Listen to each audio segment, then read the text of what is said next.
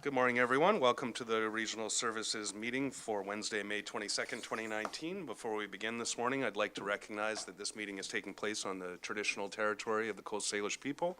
And with that, we'll get underway. The first item on our agenda is the approval of the agenda. Are there any additions or changes? Ms. Harrison. Thank you, Mr. Chair. There are none. Thank you. So if I can get a motion to approve the agenda, Director Acton, seconded by Director Morrison. All those in favor? Opposed? None opposed. Motion carries. On to number 2. Thank you, Mr. Chair.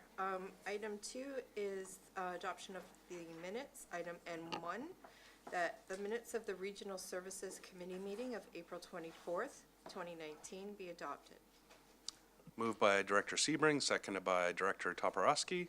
Any discussion on those? Seeing none, all those in favor? Opposed? None opposed. Motion carries.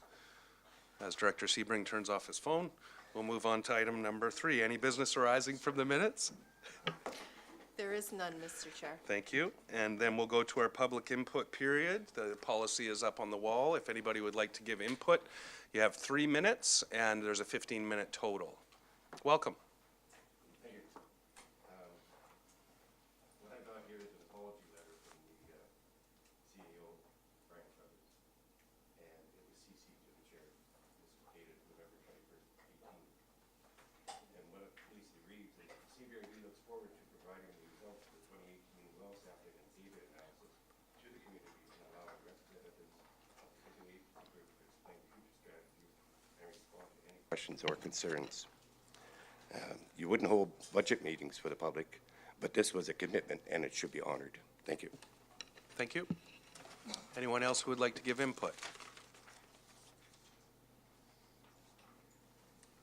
Don Harriet from Cobble Hill.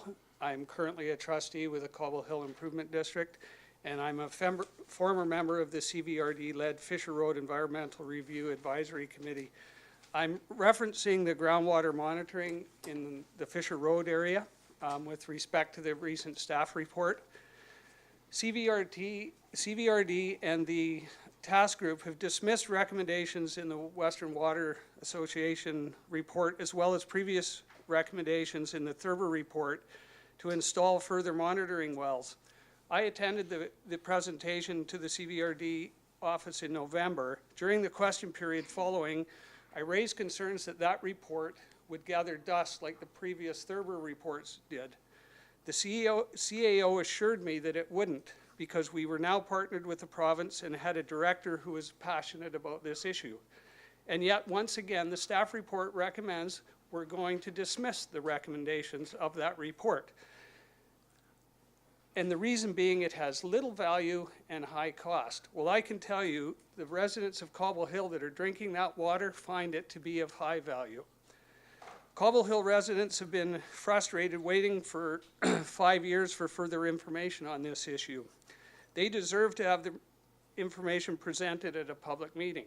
And yet, page 6 of the staff report, we are threatened if that presentation goes ahead at a cost of $5,000, then 2 water studies, one in Mill Bay and one in Cobble Hill, will be dismissed or will be canceled. I find that quite outrageous that you're threatening to cancel something because we are asking for what you have promised. The cost estimates in the report don't add up. On one hand, the estimated cost of sampling is reported at $20,000 to $24,000. And yet we can somehow complete 2 water studies at a cost of $5,000. And by the way, the Improvement District does regular sampling of our wells. To sample those 4 wells with our cost structure would cost, for a one-time-a-year sampling, would cost $628, $157 all costs in per sample. So I don't know how we get $20,000 to $24,000 for that same thing. Finally, CVRD repeatedly claims they are not responsible for groundwater and it's not their jurisdiction. However, the CVRD rezoned the land in Cobble Hill to allow composting. The CVRD issued the operating licenses to the current and past operators. The CVRD drafted a bylaw to govern the operation of the facilities, and CVRD has approved several amendments to the license to allow expansion despite strenuous objections of the community. How can you claim then that you don't have a responsibility? If not for the actions of the CVRD, we would not be in this mess. Thank you. Thanks, Don. Any other speakers wish to address the board or the committee? Thank you, everybody. My name is Brenda Dawn from Cobble Hill. I was just reviewing the financial considerations in this report, and there's one item in here that I kind of want to take exception with. The CVRD does not have a function with a specific role of managing contamination and ongoing monitoring in one area.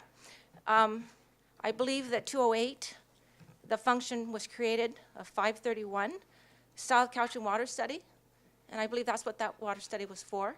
So I don't know how you could now turn it around and state that that's not what it was for. Thank you. I'm Doug Lockhart. I live in Cobble Hill, directly downstream and downwind of the Fisher Road Recycling. Started as a West Coast waste diversion. Approximately 20 to 21 years ago, I raised the issue that there was black goo all over the property that they were using to water down the windrows of supposed Class A compost, which turned out to be basically the same makeup as septic sludge. And at that point, I believe it was after the September long weekend, we took water tests, and at that time, the water test came out to be high in nitrates. The Ministry of the Environment finally revealed to us that high nitrates would stunt the development of brains in babies.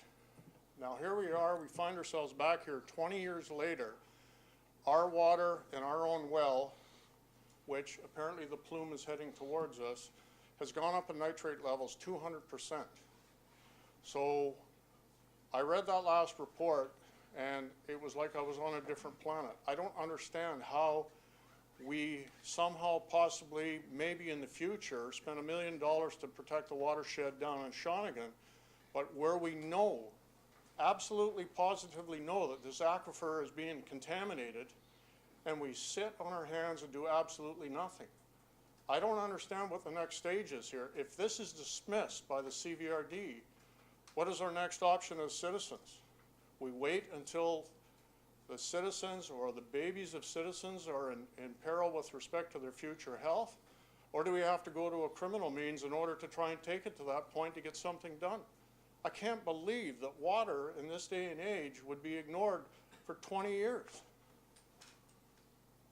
Thank you. We have a couple minutes left if someone would like to give input to the committee. Hi, my name is Harry Benson. I sit on the CHID as a trustee, Cobble Hill Water Improvement District. My question is, it's not your responsibility.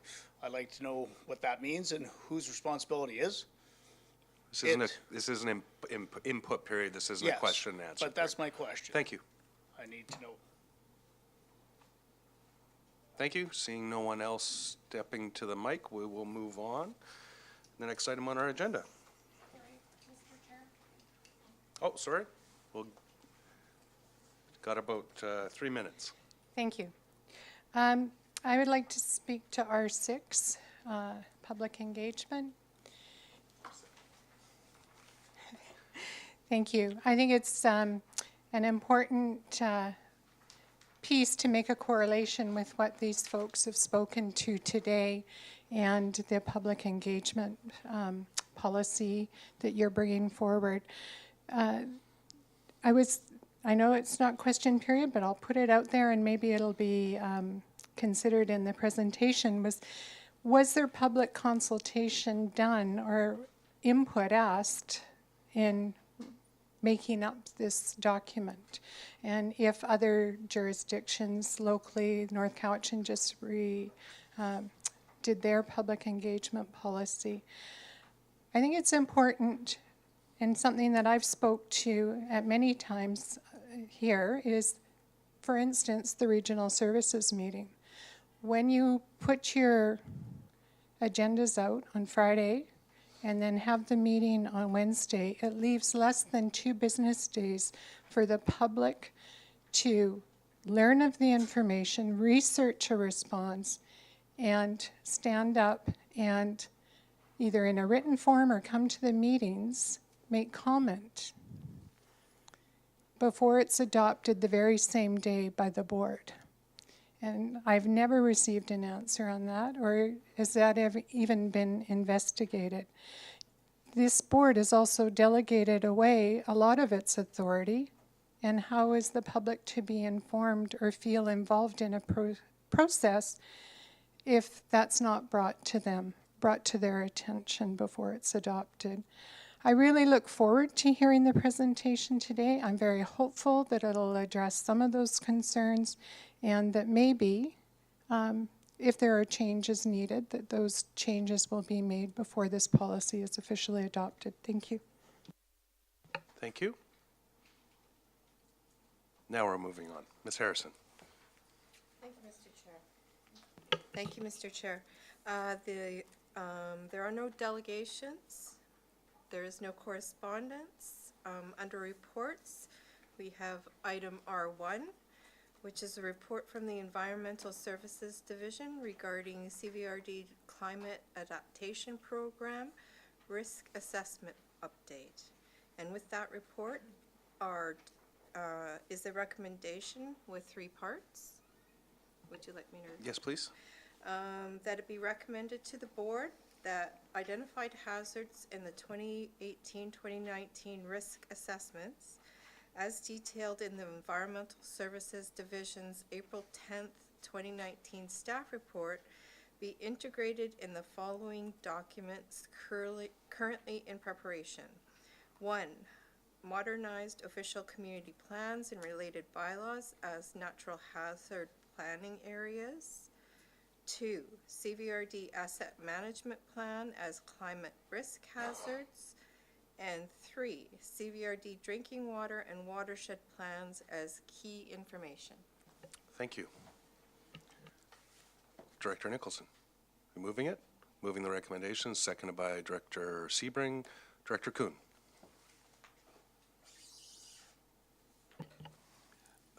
I am not able to vote in favor of this. I have several concerns about this whole process that we've gone through. The study that was done on the hillside in Yubo is based largely on the expectation of the climate change. The climate change expectations are based on a study done by the CVRD with regard to climate change in the Cowichan Valley. Now, I leave the question alone if we even had the qualifications to issue that report. That's a whole different story. But I have a concern about that. So we are dealing with 2 assumptions. One assumption is that the climate change report is right, that we are going to have higher temperatures in the summer, and with that corresponding higher rain, heavy rain days in the winter. Now, the higher temperatures in the summer have come for the last 7 years or so, but the heavy rain days haven't come.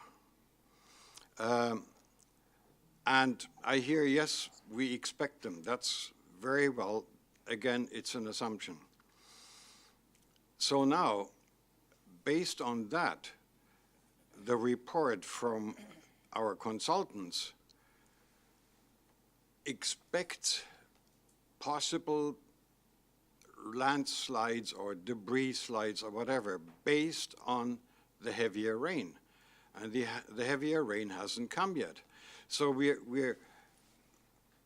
have 2 different assumptions, and none of them so far have brought any bit of evidence. So what we're doing in essence is we're playing with people's livelihood. We're affecting property prices, we're affecting values of people based on assumptions of which we have absolutely no evidence so far. And I have a big problem with that.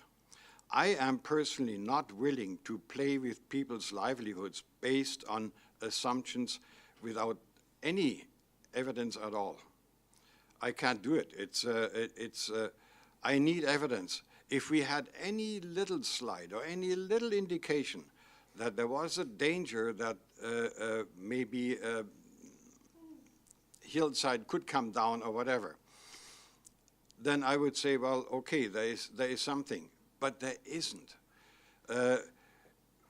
We expect higher rainfalls. If you look back, the heaviest precipitation we had was in '68. At that time, the water level in the lake was the highest ever recorded.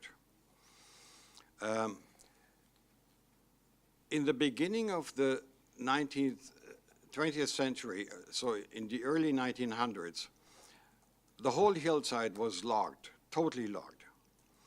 15 years later, we had a fire. Everything was erased again. You would think that if there was any danger of slides, that would have been the time that there would have been slides. Well, there wasn't. So what are we basing this whole thing on? We're making people feel insecure, we're getting them upset about something that we have absolutely no evidence of that is expected to come. I'm not willing to do that. I talked to one of my residents that is affected by this, and he asked a very good question. He said, well, what are they going to do next? He said, so what is going to happen now that we basically have an indication that there might be danger in the hillside? What are they going to do if there is a forecast of, let's say, heavy rain days for 3 or 4 days? Are they going to close the road? Because that would be the logical conclusion of that. Are they going to evacuate everybody? And so I did a lot of thinking since I had that conversation with that individual. He's a very intelligent man. And I thought, man, we have opened a can of worms here, and I don't think we know exactly what are we going to do with these worms now. Because you can't put them back in the can. But now what? So how far are we going to go? What are we actually going to do with that knowledge, apparent knowledge that we have, that we say, well, there is danger in the hillside? What exactly are we going to do? Are we going to buy the houses back? No, that's not going to take place. So when this individual said, well, what am I going to do now if I get trouble with the insurance company, if they want? Point of order, Mr. Chair? I was about to say, we're I'm- going around in circles, so, I'm finished in a second. okay. So I said, well, you could do a separate study on your own. And he hesitated for a moment. He said, well, do you know how difficult that would be to find a consultant now to come up with a different result? It is always easier to declare something dangerous than it is to declare something safe. So now there's a no-win situation. And I am absolutely concerned about this whole situation. And for that reason, I cannot support this. Thank you. Director Acton.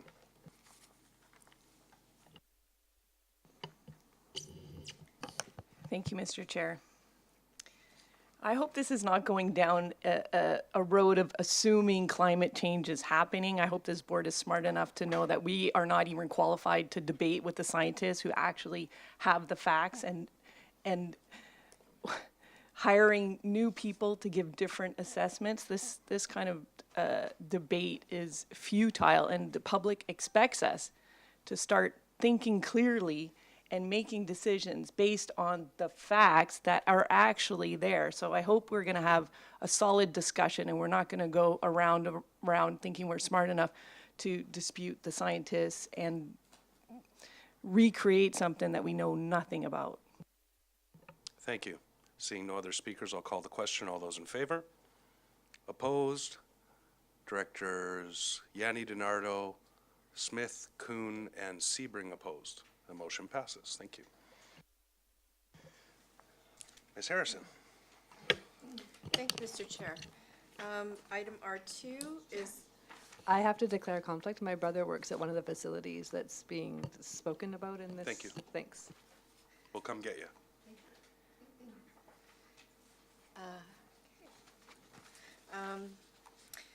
thank you. So R2 is a report from the Environmental Services Division regarding groundwater monitoring of nitrate concentrations in the Fisher Road area.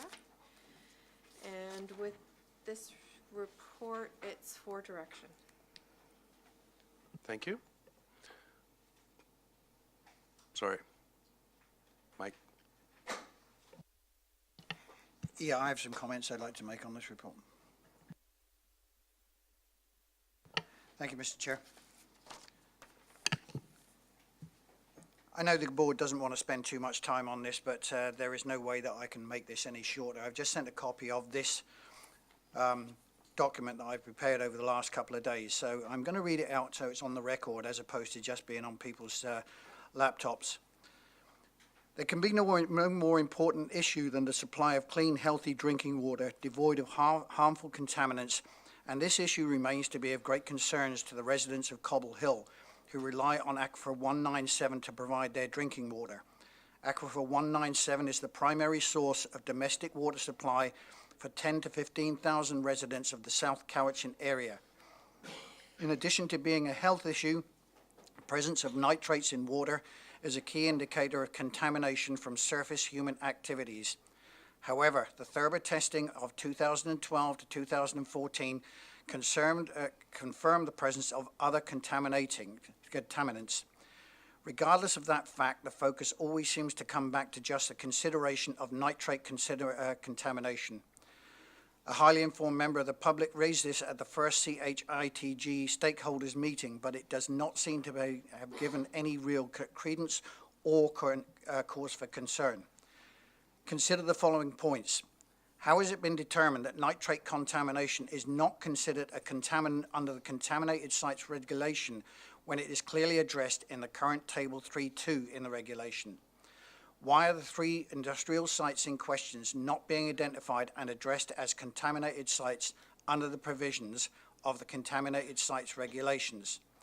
Why are the recommendations in the WWAL report for additional monitoring wells and enhanced monitoring and reporting not being adopted? I have serious concerns regarding the costs on page 6 of the staff report, which are listed as follows, and which appear to be highly elevated when compared to those estimates which can be obtained from local water sampling, testing, and analyzing businesses. Annual sampling of 4 CVRD monitoring wells, $10,000. Analysis and reporting of samples, $10,000 to $14,000. I would be very grateful if staff could provide some clarification on these high costs. Let me make myself very clear on this subject.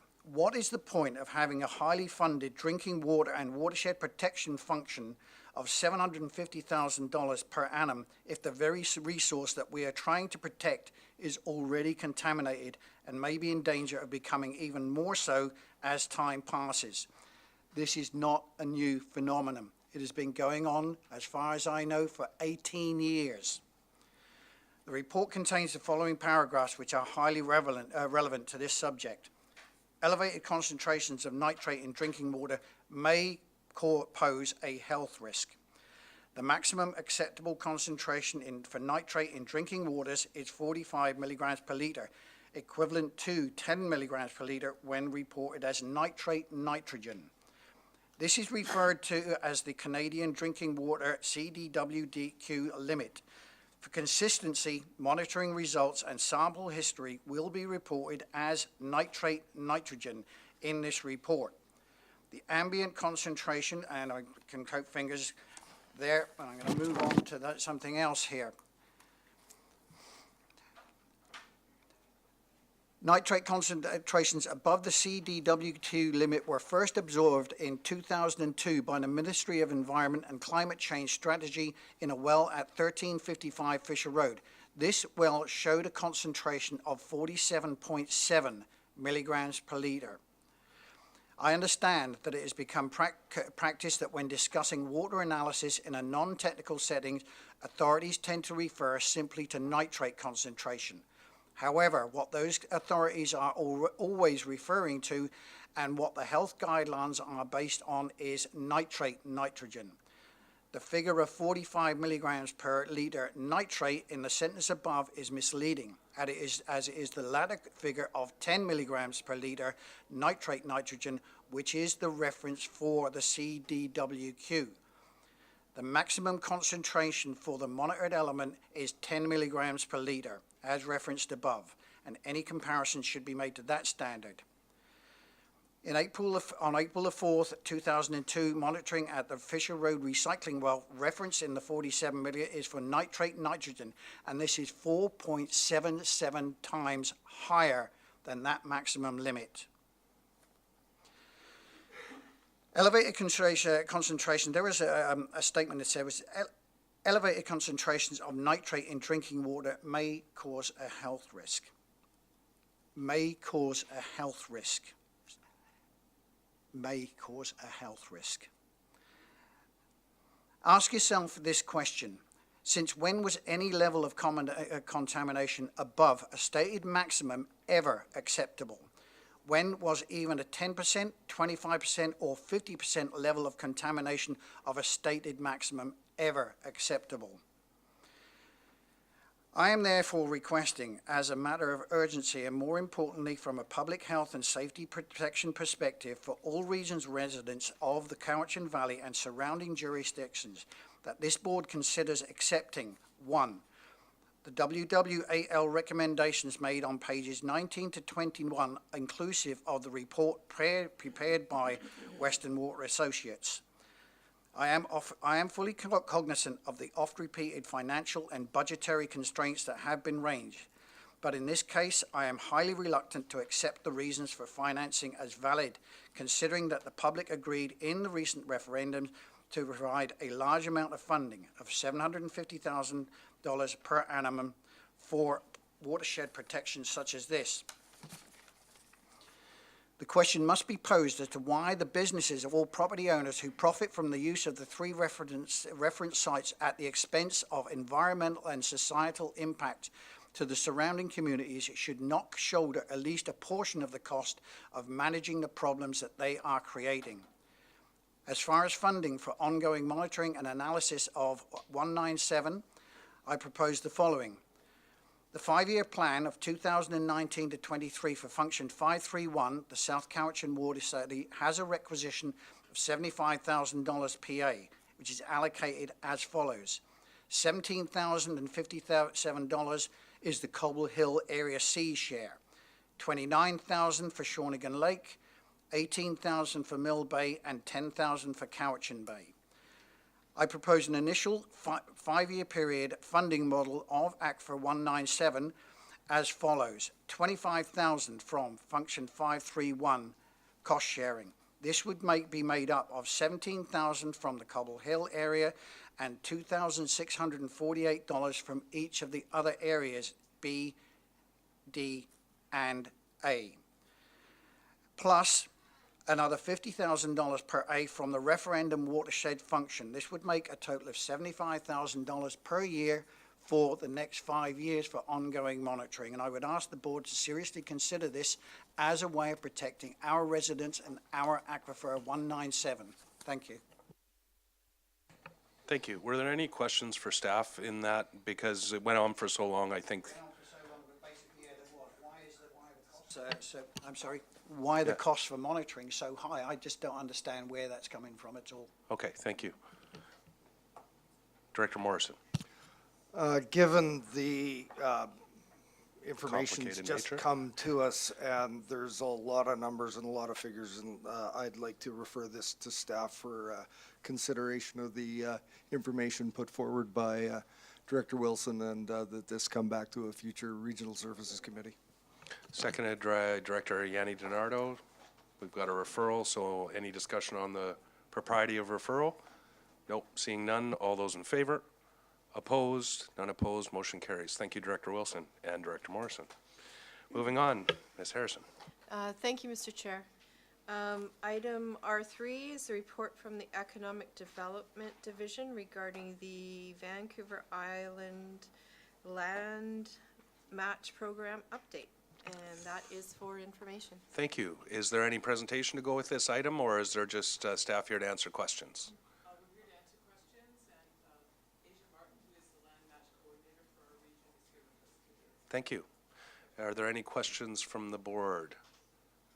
The committee, sorry. Director Marsh. Yes, thank you, Mr. Chair. Through you to Ms. Melmock and Asia.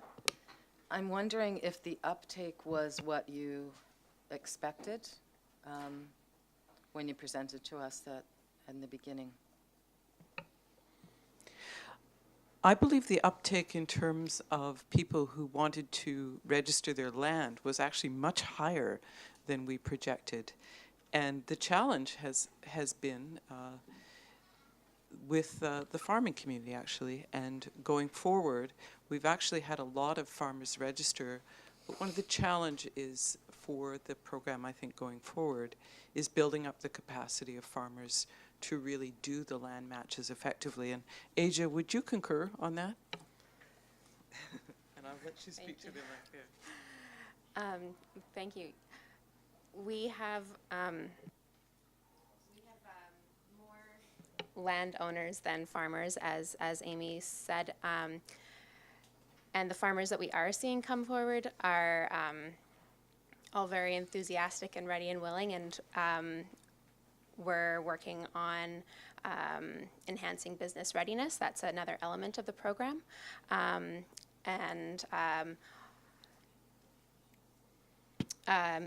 Yeah, just making sure that everybody who comes forward is going to create sustainable businesses on land.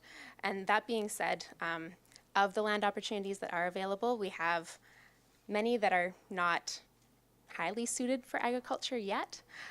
So there's quite a mixed bag. We have land opportunities that are very raw, that would need an immense amount of capital input to get up and running. So the young farmers who we see coming forward, who are really just at the beginning stages of trying to invest in starting a business, it takes a lot to get going on land opportunities like that. So we're looking at creative ways to support. Landowners often are willing to help invest in getting infrastructure set up for a farm business, which is wonderful. And then we're also just, always looking for more ways to financially support young farmers get business started. Yep, follow up. So I understand housing for the young farmers is one of the challenges. That's huge, yeah. So is there anything that needs to change in order for that? I mean, that sounded trite, but I mean, is there a way that we could work with ALC and our bylaws and allow more temporary housing or tiny homes or something on these properties so that... That would be absolutely wonderful, so supportive. That's completely what we need. As everyone knows, farming is a very, very full-time job, and it's certainly more sustainable for the farmer to be able to create a business that will last in the long term if they're able to be on site. The changes to the ALR, Bill 52, the housing regulations that have become more restrictive, not allowing farmers to live on land anymore, is a major problem that we're facing. It's really limiting the potential to put the next generation of farmers on land when the aging generation wants to remain on their property.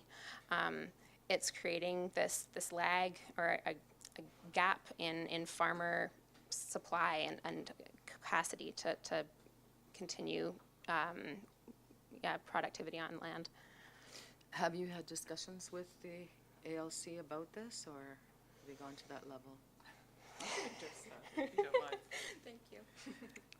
So we've picked up on three really interesting things that have surfaced through doing this project. And I think that's the importance of doing a project like this. It actually doesn't have just the effect that you want in one area. It exposes a number of challenges, which can also be opportunities in another area. So in my report, I mentioned that there's three areas that we really have to dig down on. One is just the financing for farmers. And so we're looking at, in the fullness of having the new Islands Agriculture Show, we had a discussion about that show coming back to Cowichan in this region. One of the focuses that we want to have is building capacity for small farms and have that really be integrated into the objectives of the Land Match Program.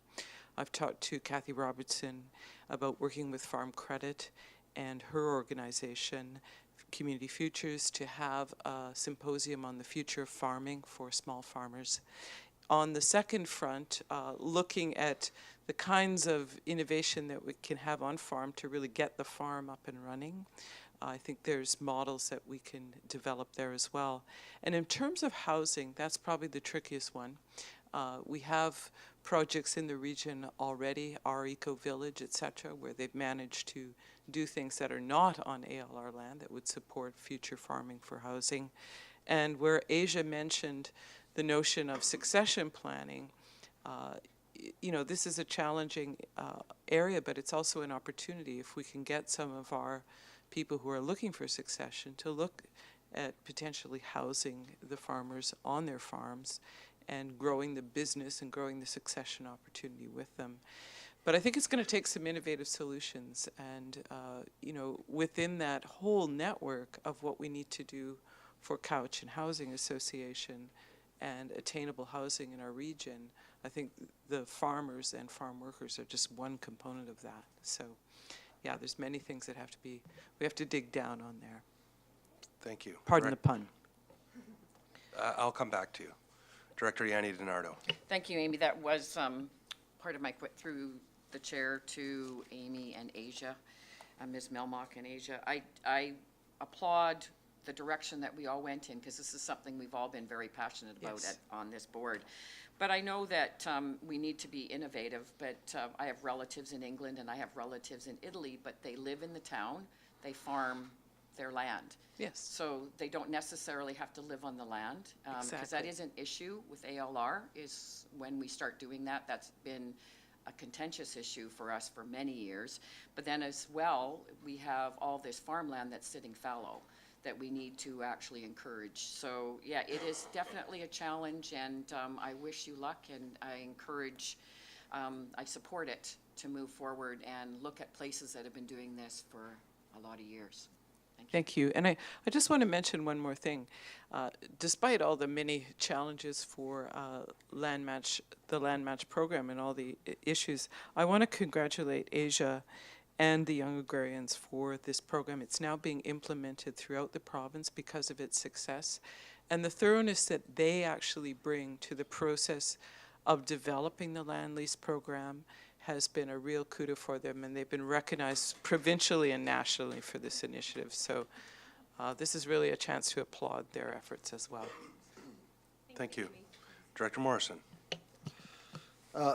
Thank you, and I read this this report with great interest, because we've been asking for almost exactly this kind of thing, among other things as well, through the chair. I think you've identified a number of key issues, and we've wanted to see, not only from GHG emissions issues from importing foods and the likes, but food security issues. And I read through and saw that, you know, we've got a lot of acres in forage crops, and I was surprised when we determined the number of acres and the percentage. And yet I'm a regular at the farm market down here on Saturdays and see the ever-increasing amount of fresh produce that's become available and the likes. And it looked to me in your report that you were going in that direction, because the people, the new farmers, need a place to sell their product. And it needs, if they're producing products, cash crops, they need good value from that. And then to add value to it as well is that cash intensive, that investment intensive part. So beyond the Duncan farm market and some of the other local farm markets, which are great because of the reduced GHG footprint, are you looking elsewhere? Are there off-island opportunities for some of these startups? Because having some place to sell their product is key in the whole equation.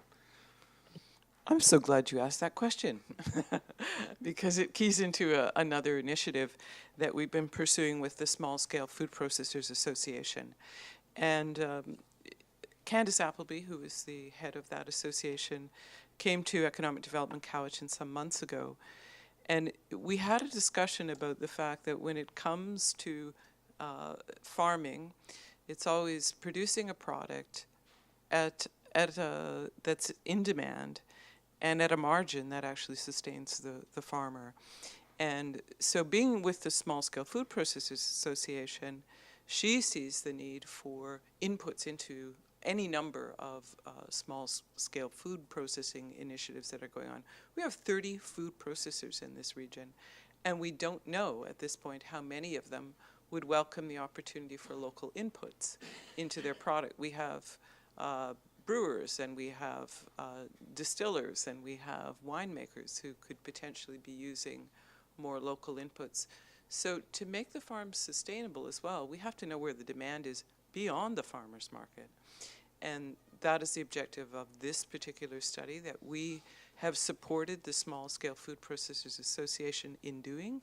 We've just received word from the Investment Agricultural Foundation that they will be supporting this initiative. And that keys right back to what Asia's doing. And so that demand study is going to be rolling out in the months to come. And Economic Development Cowichan has pledged some support for that study, so we'll be part in organizing it and hopefully teasing out where those sustainable opportunities are for farmers, small farmers in our region. Thank you. Director Smith. Through the chair to Amy, one of the things that I see when I travel in Europe is the market comes to town. There's a building that houses the market, and this gives an opportunity for all the farmers within the area to bring their produce on a daily basis. Is there any thought of looking at a facility within, say, Duncan, that's a permanent facility that is all year round for the opportunity for the small scale businesses, agricultural businesses to come to? Is that being investigated? One of the reasons for doing the Small Scale Food Processors Initiative around the demand study is to see if there's synergies there. We also have a very strong agri-tech presence in the region with people doing work in development of research and agri-tech in the region. And we know that the province at this point is looking for what they are calling agricultural hubs in the province. So we felt that by doing this initiative and then comparing it to the kinds of infrastructure that would be needed in the region, it might tease out whether that's possible in the region. Now, I will say unequivocally that probably the difference between us and Europe and those kinds of places is that you have a lot more population at your doorstep. But that being said, I think if there's a way to do it effectively with the partners that we have in our community, with the farmers markets that are here, the Duncan Farmers Market being a very strong pillar of that, and if there's a way to do it that brings it together so it's sustainable, that would be great. I know when I was growing up, the farmers market was actually a produce auction in Edmonton. So people would come and sell their produce, and the next day somebody would come in and auction it all off to the restaurants, whatever was left over. And that's a model that they're using in different places throughout the country too. You can also have a warehouse that does that. But we have some very strong partners in our community, whether they be with Cowichan Green Community or the Cow-op operation. So it's a question of looking at all of our partners in the community, what infrastructure they're kind of keying in that we need, and hopefully putting together a viable model for it. The demand study is actually going to feed into that infrastructure study as well, so. Thank you. I thought we were wrapping up, but our list is getting longer, so don't go anywhere. I've got Director Staples, then Director Salmon, and hopefully then Director Marsh again to close. Thank you. I was just wondering if in the demand study, if you're going to be looking at working with retail outlets as well, like large grocery stores and. Yeah. In terms of the inputs into grocery stores, it's controlled by quality assurance procedures, as you know. And so the small farmers that are successful in getting into the retail environments like Thrifties or other chains, even the smaller independents, they have done the quality assurance that is necessary. So that's one of the reasons that we wanted to work with the Small Scale Food Processors Association as well, is that they'll be all over that. If that's one of the barriers to getting into retail here, they'll look at forming educational partnerships in order to address that. So retail is part of it. Institutional barriers that may be here. We have a brand new hospital that's coming to the region, and there's going to be a demand for food there. But the challenge is, in a lot of hospitals now, they've taken away the prep people who would actually slice and dice those vegetables and things for the hospital. So if that's the barrier, how do we set up a system where people can have the small-scale processing equipment to do that, so that we can do substitution into the local institutions? Director Salmon. Thank you. I just wanted to cycle back to what Asia mentioned, Bill 52. So with the need for innovative zoning for tiny houses and the like, did you say that bill is more restrictive? So realistically, would you say there is still a window for innovative changes given that? Comment a bit more. Probably the person who could speak to that best in this room is Janet Doherty, who's with us, in that she's operating a place that actually supports both accommodation and I don't know what her struggles have been with Marydale on that front. But there is change that's happening to the ALC. I'll be honest, we haven't had an opportunity to make a whole-scale study of that and see where the opportunities are and where we should be moving next on that front. But we know with the change that's taking place, probably as Director Yanni DiNardo mentioned, the bigger opportunity may be looking at where are the surrounding villages where we can put more housing that would be affordable to young families and to that are co-located nearby available land. So that's the near-in opportunity. With respect to the ALC, it's going to be a much longer process to see how those regulations can play out in our favor. Thank you. Director Marsh. Thank you, Mr. Chair. Yeah, I was just going to, at that time, when I had the floor, was to just say, keep us posted if there's things we can do to support. Okay. But then what Mayor Staples or Director Staples brought up, I was thinking about, have you talked with the IEA on the Island Good program, which I understand is growing by leaps and bounds? Definitely. That is primarily a branding program, but it's made a tremendous difference to some of the small-scale processors here who want to sell their products. So for those of you who aren't familiar with Island Good, it's been a branding program that you can identify your product as being from the island, and they have it going at local grocery chains here, 49th Parallel, Country Grocer, Thrifties. For some people, it's meant like a 20% difference in their sales in the stores. It's just been tremendous. So we certainly co-promote that program with FAIA. We're not directly involved in it other than that, but yeah. Thank you very much. Thank you. Thank you. Seeing no more speakers, thank you very much for coming. Asia, thank you for all your work. If you guys want to clap now, go ahead. And that item was for information, so we're moving on. Thank you, Mr. Chair. Item R4 is a report from the Economic Development Division regarding the Tourism Cowichan 2019 update, and that too is for information. Thank you. Do we have a presentation, or are we just here again for questions? We do have a presentation from Tourism Cowichan Society President Janet Docherty, and I would like to just offer a brief introduction and say welcome to Tourism Cowichan Society. They have presented to you fairly recently, but in that environment, it wasn't probably the most convivial environment last time for a presentation. And so they wanted an opportunity again just to say a few words about the initiatives that they are doing such a great job in championing. So I'd like to welcome Janet to the podium, please, with Executive Director Miranda Thorne. Welcome. And it's a much better environment today. Yeah, Welcome. it just feels a little different. Okay. We're just switching over up here, so you should see her presentation up there momentarily. And there we go. So thank you for this opportunity. We wanted to take a few minutes, as we said, to say hi to you all, because some of you sitting here weren't sitting here when we first got started.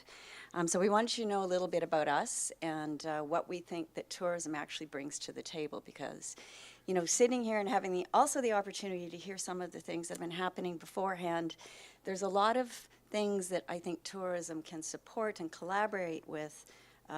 Housing issues, as well as where do you find a place for those farmers and the market and the products that they're selling, and it really can wrap into tourism.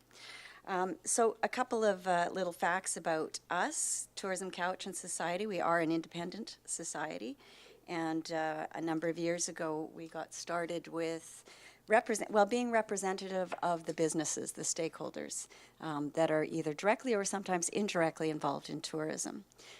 So we are run by those stakeholders, by your constituencies here in the Cowichan region.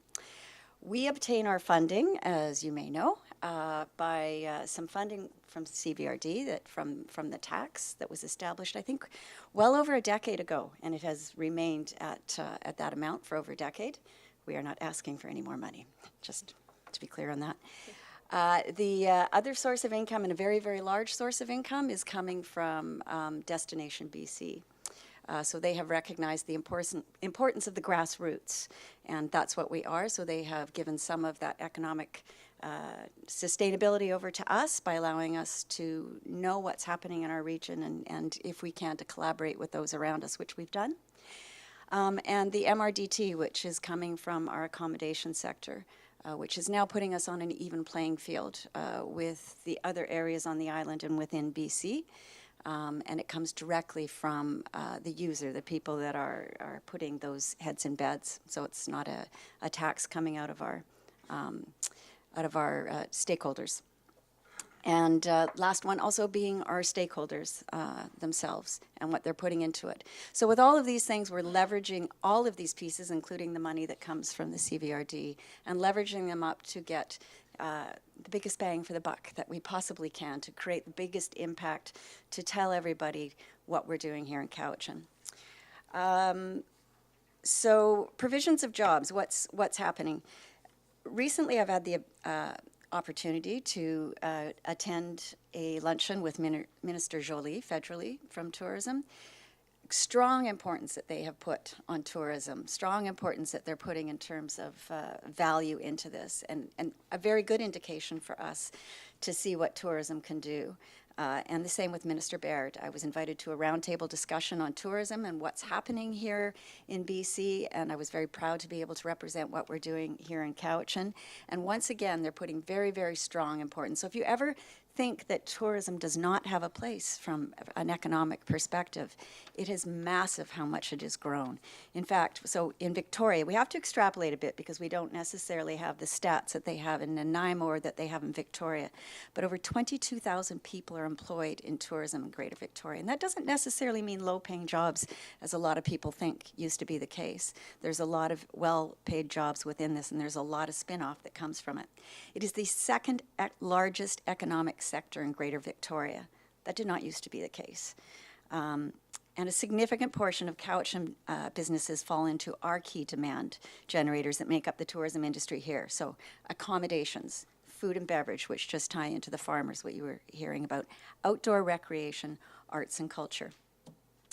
Greater Victoria occupancy, so it has been going up. Tourism has been doing fabulously. 76.43% in 2018, up from 73.42 in 2017, and average daily room rate from 184.20, from 169.19. And extrapolating a little bit, occupancy here in Cowichan, approximately 74%, and average daily room rate 140.51.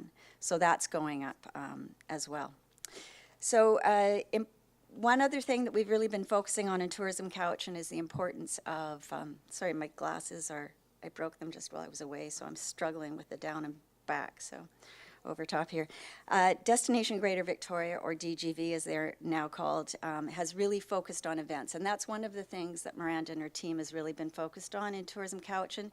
Before, it wasn't thought as a destination marketing association that you would necessarily focus on an event, but we know that in order to keep our businesses sustainable, to keep that steady employment that goes throughout the year, we need to keep things busy. It can't just be a summertime. We're busy in the summer. We need to branch out into those shoulder seasons, and it's those shoulder seasons that have allowed us to do that.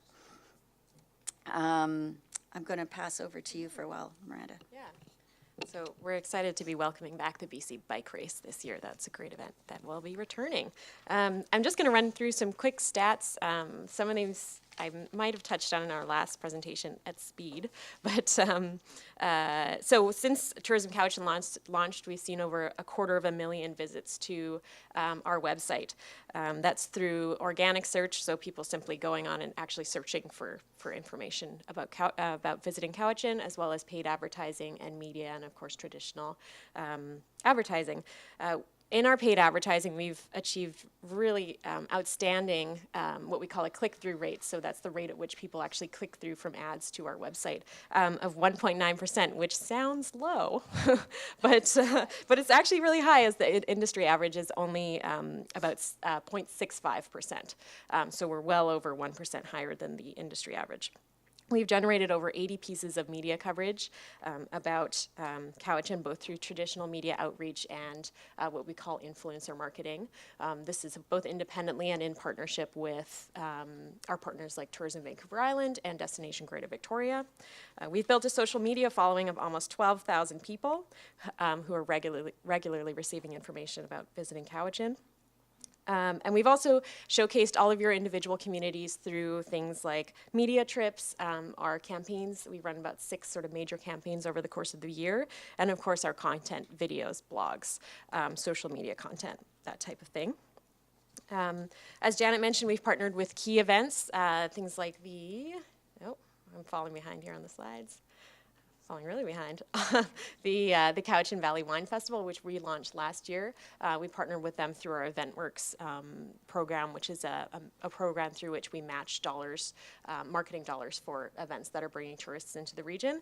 We also partnered with the Cider Harvest Festival and the Craft Spirit Festival last year. So some really huge events that are both helping to brand Cowichan as a food and beverage destination and bringing visitors into the region. And lastly, we've built relationships with some really strong new audiences. For example, earlier this year, we were presenting to the Lake Claydor Concierge Society, which is an association of all of the higher-end hotels in Vancouver, looking at building itineraries and bringing those concierges over to Cowichan so that they can in turn promote Cowichan to their guests. As well as partners like Tourism Vancouver, who have invited us to take part in their Dine Out campaign next year. I wanted to talk really quickly about a project that's underway at the moment. We are building a new website. This is a really key priority for us over the coming months, and it looks like it'll launch near the end of summer. It's going to do 3 things. The first thing it's going to do is do an even better job of referring traffic to our stakeholders. So when we're running campaigns and driving traffic to our website, that traffic will then better be directed right to our stakeholders' sites.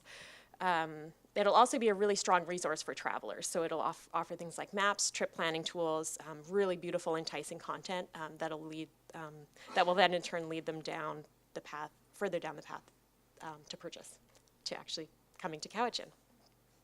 So that is a very quick overview of some of the things we've been working on. Excuse me. And I just wanted to take some time to touch on some of the things that are starting and upcoming.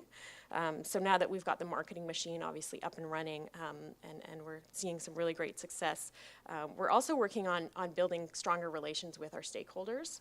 And one of the ways in which we're doing this is through what we're calling our industry roundtables. So earlier this year, we had our first industry roundtable, and through this program, we're reaching out to sectors of the tourism industry in Cowichan and inviting them for informal discussions where they can learn about what we do, how we can support their business, and then also touch on key topics that are relevant to their sector. So we met with the accommodation sector in March and talked about the recent changes to MRDT because we were hearing a lot of confusion and a lot of questions coming from the changes.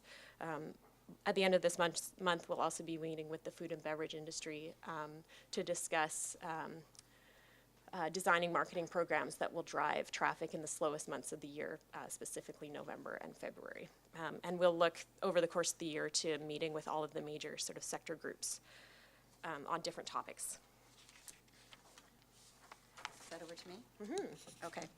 So strong relationships. What is really, really important is that we reach out to our immediate partners and the power and the strength that they have either economically or just through their networking capabilities. So to that end, we are just signing a contract with DGV, Destination Greater Victoria, and we are going to have a dedicated person actually down at Tourism Victoria that is dedicated just to Cowichan, which is an amazing feat for us because when I first started in this, Destination Greater, or then Tourism Victoria, really didn't even pay much attention to what was happening over the Malahat. But now they know what's happening with coming over the Malahat, the destination pieces that we have with the Malahat, what are they calling it, the Skywalk?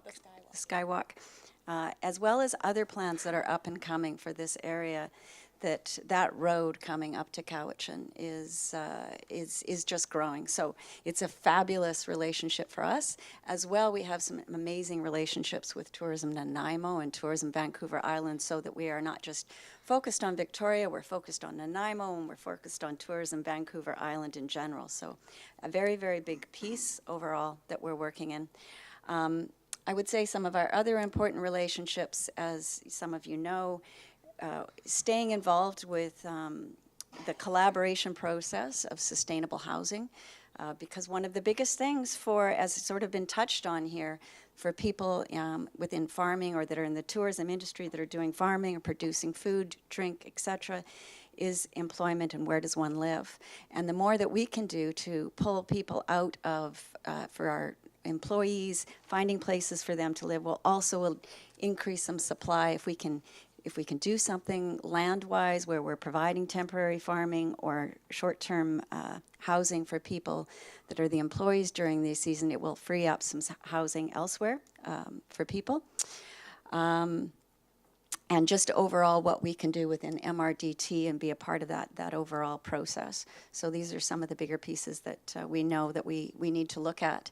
And in partnership with Destination Greater Victoria, one of the stats I was looking at is 3.6 million overnight visitors come to Victoria. That's a massive number.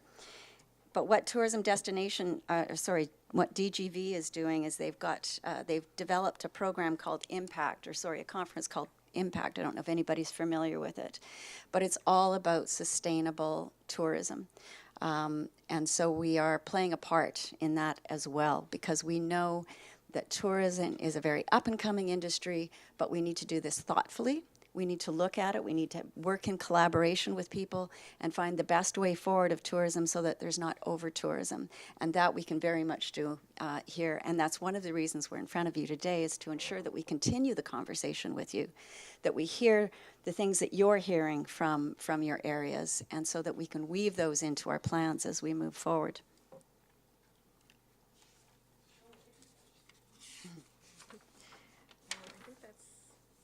Yeah, so just the date of getting together for meeting. So I'll let you do that. Okay. Well, to that end, we also wanted to create more of an informal process. So we're going to reach out to all of you, and hopefully at some point in June, when you're not having to sit down here, that you could come and meet us on an informal basis, maybe with a little bit of that fabulous food products and drink products that happen in the Cowichan region. Meet our team, meet Miranda, the team that she's working with, and also meet some of the directors, and have the opportunity to have that casual conversation and to see what kind of things we can do to move forward. I'm not just talking about just sitting down and having a social, but having it in a situation where we can talk more and learn more about some of the things that you know. Yeah, so that's it. That's us. Awesome. And that's one handsome cattle. I've got a few speakers on my list. First, Director Acton. Thank you, Mr. Chair.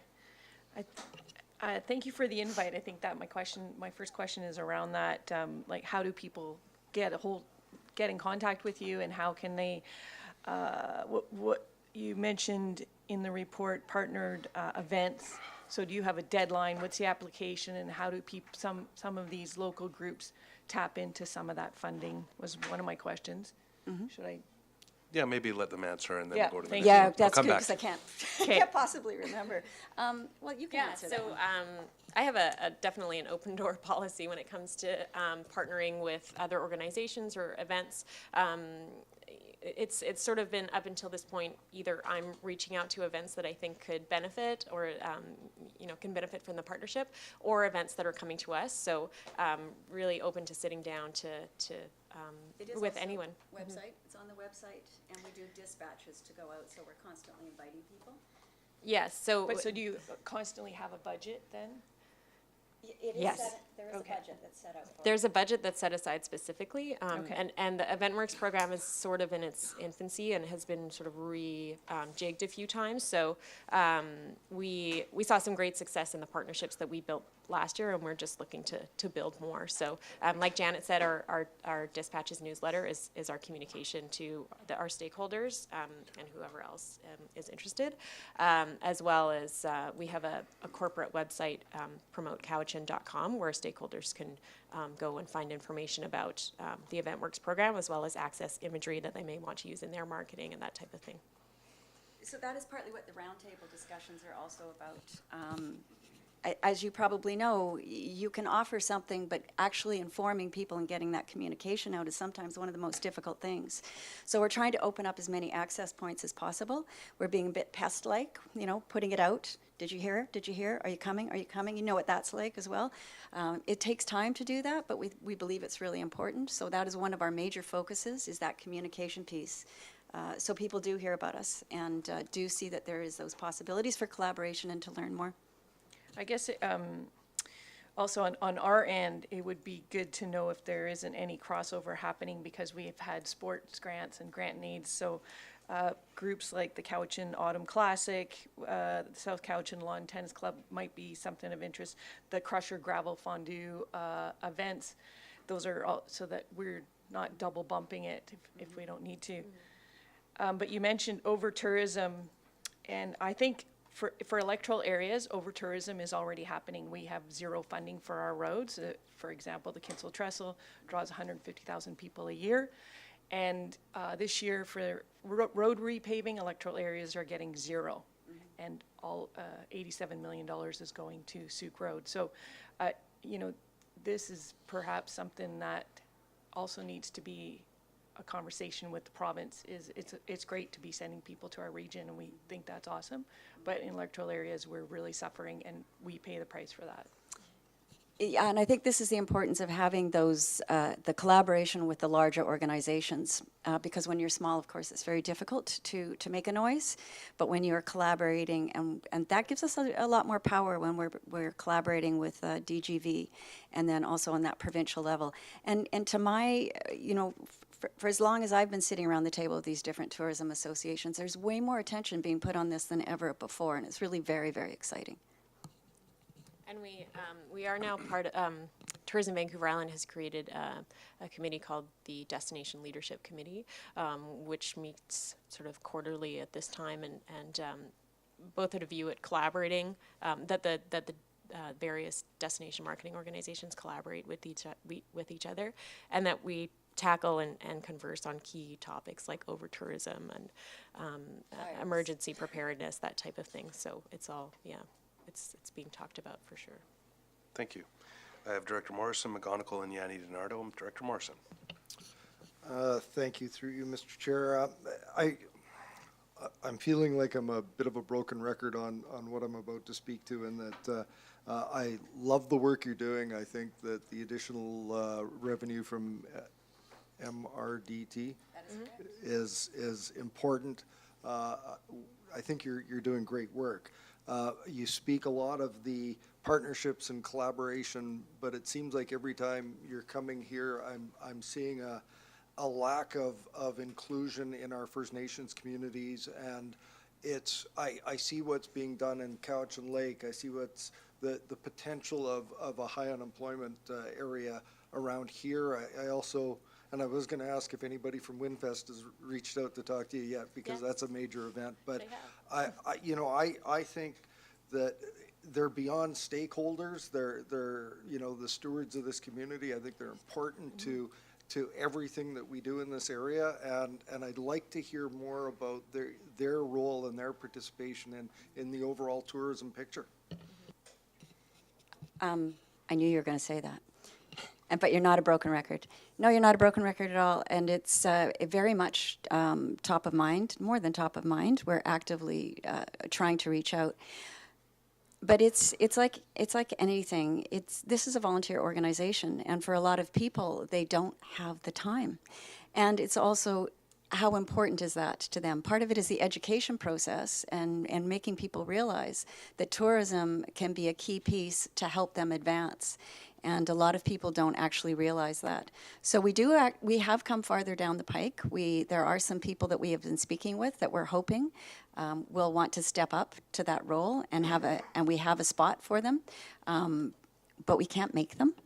And we're really trying to get there. So it's about partly education and partly reaching out and finding those right people.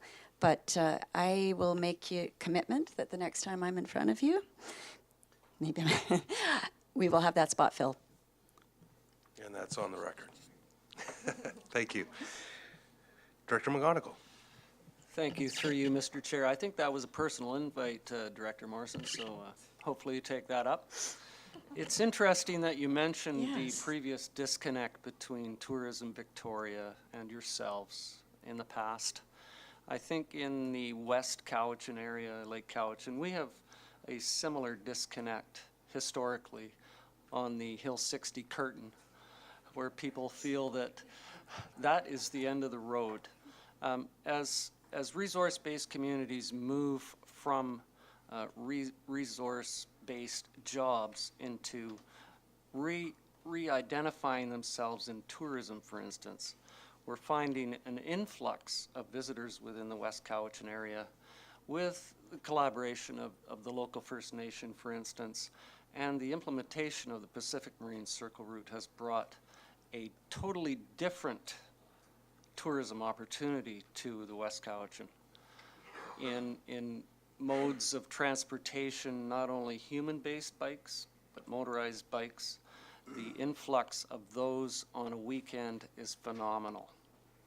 And with that, I would hope collaboratively with all the tourism agencies and visitor information areas around that we could work collectively on promoting that not only as a scenic route, but also an alternate emergency route. So we have worked closely with our neighbors in Sook and surrounding areas previously, and I'm hoping that we can collaboratively look at opportunities in all those communities around the Pacific Marine Circle route on opportunities. Director Acton spoke about the gravel bike race, which is coming up into the Kaikus area, I believe, this year. So that's another opportunity for bike transportation. The implementation of mountain bike trails within Lake Cowichan is in its infancy, and is another opportunity to collaborate on that opportunity as well. So thank you.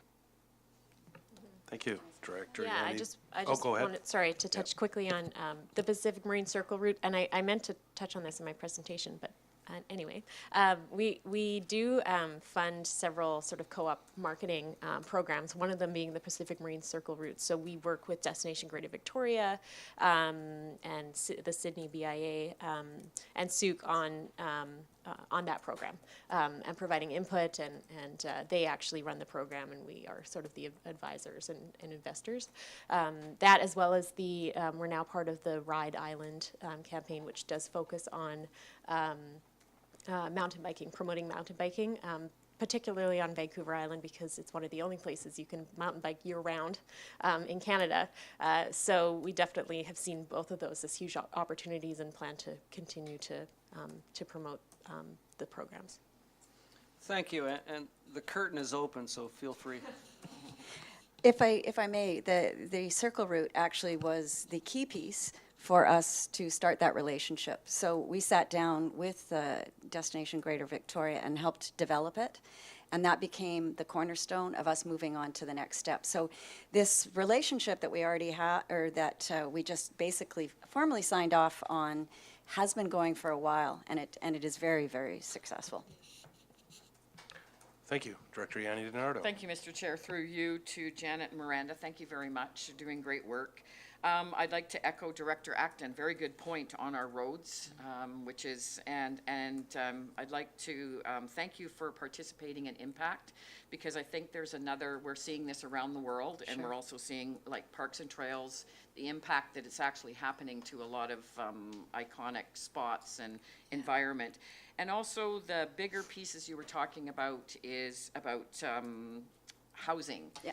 So Tofino did a good job on tackling. I have a lot of challenges. I'm getting a lot of reports and of Airbnb, which is something that is really, I mean, that could be potential rental units for other people, but you can actually make whole lot more money with Airbnb.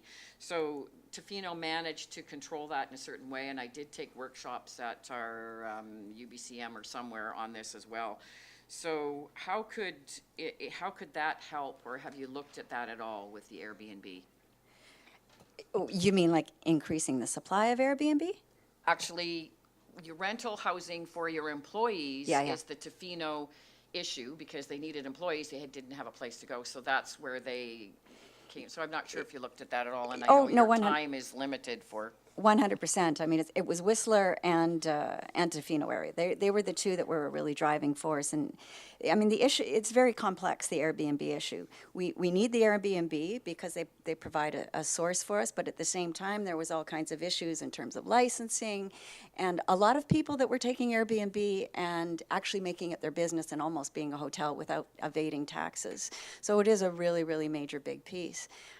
But if we can address in some way having spots, as I said, for employees that are working within the tourism industry, and particularly in farm-based, and if we can find a way to do those pieces, which I really believe we can, and I'd like to talk in more depth about it at another point in time, it would be very good for our region overall. Okay, we'll go to Director Smith to close, and then we'll take a quick break.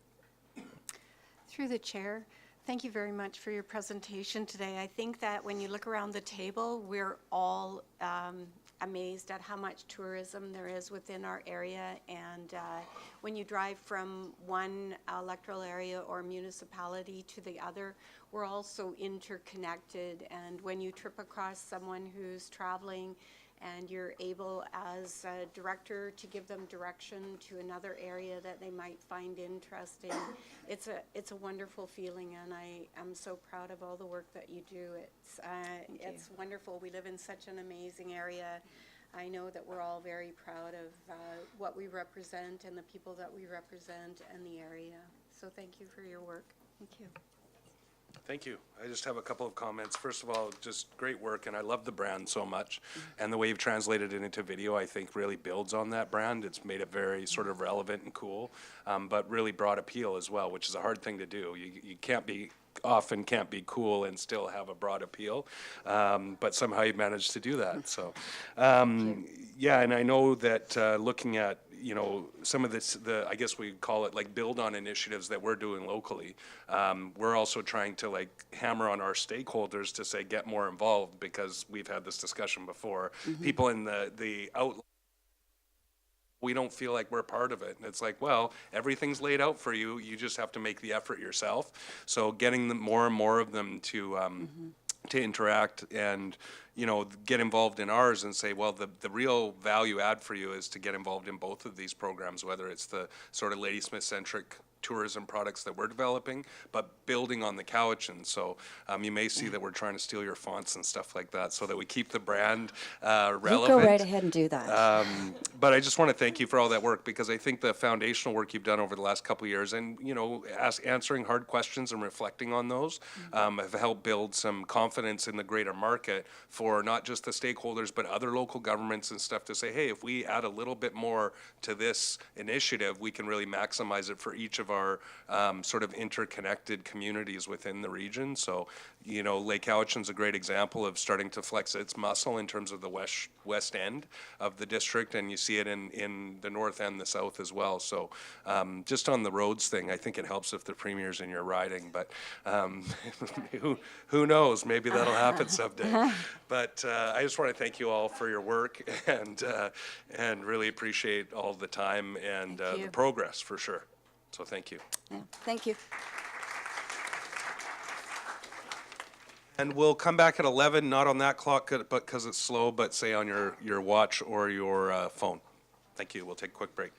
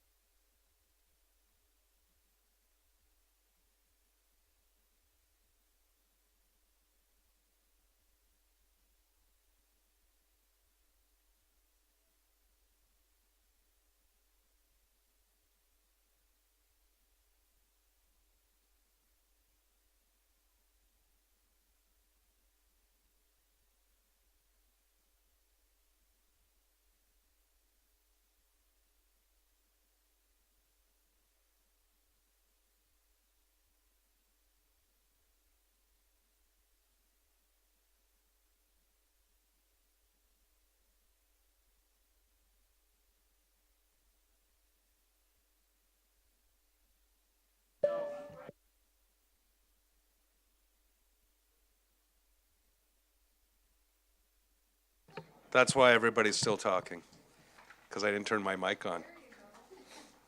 Director Marcotte. Because you just said something. All right, moving on. Ms. Harrison. Thank you, Mr. Chair. Item R5 is a report from the Public Safety Division regarding short-term borrowing for Function 205, Emergency Planning.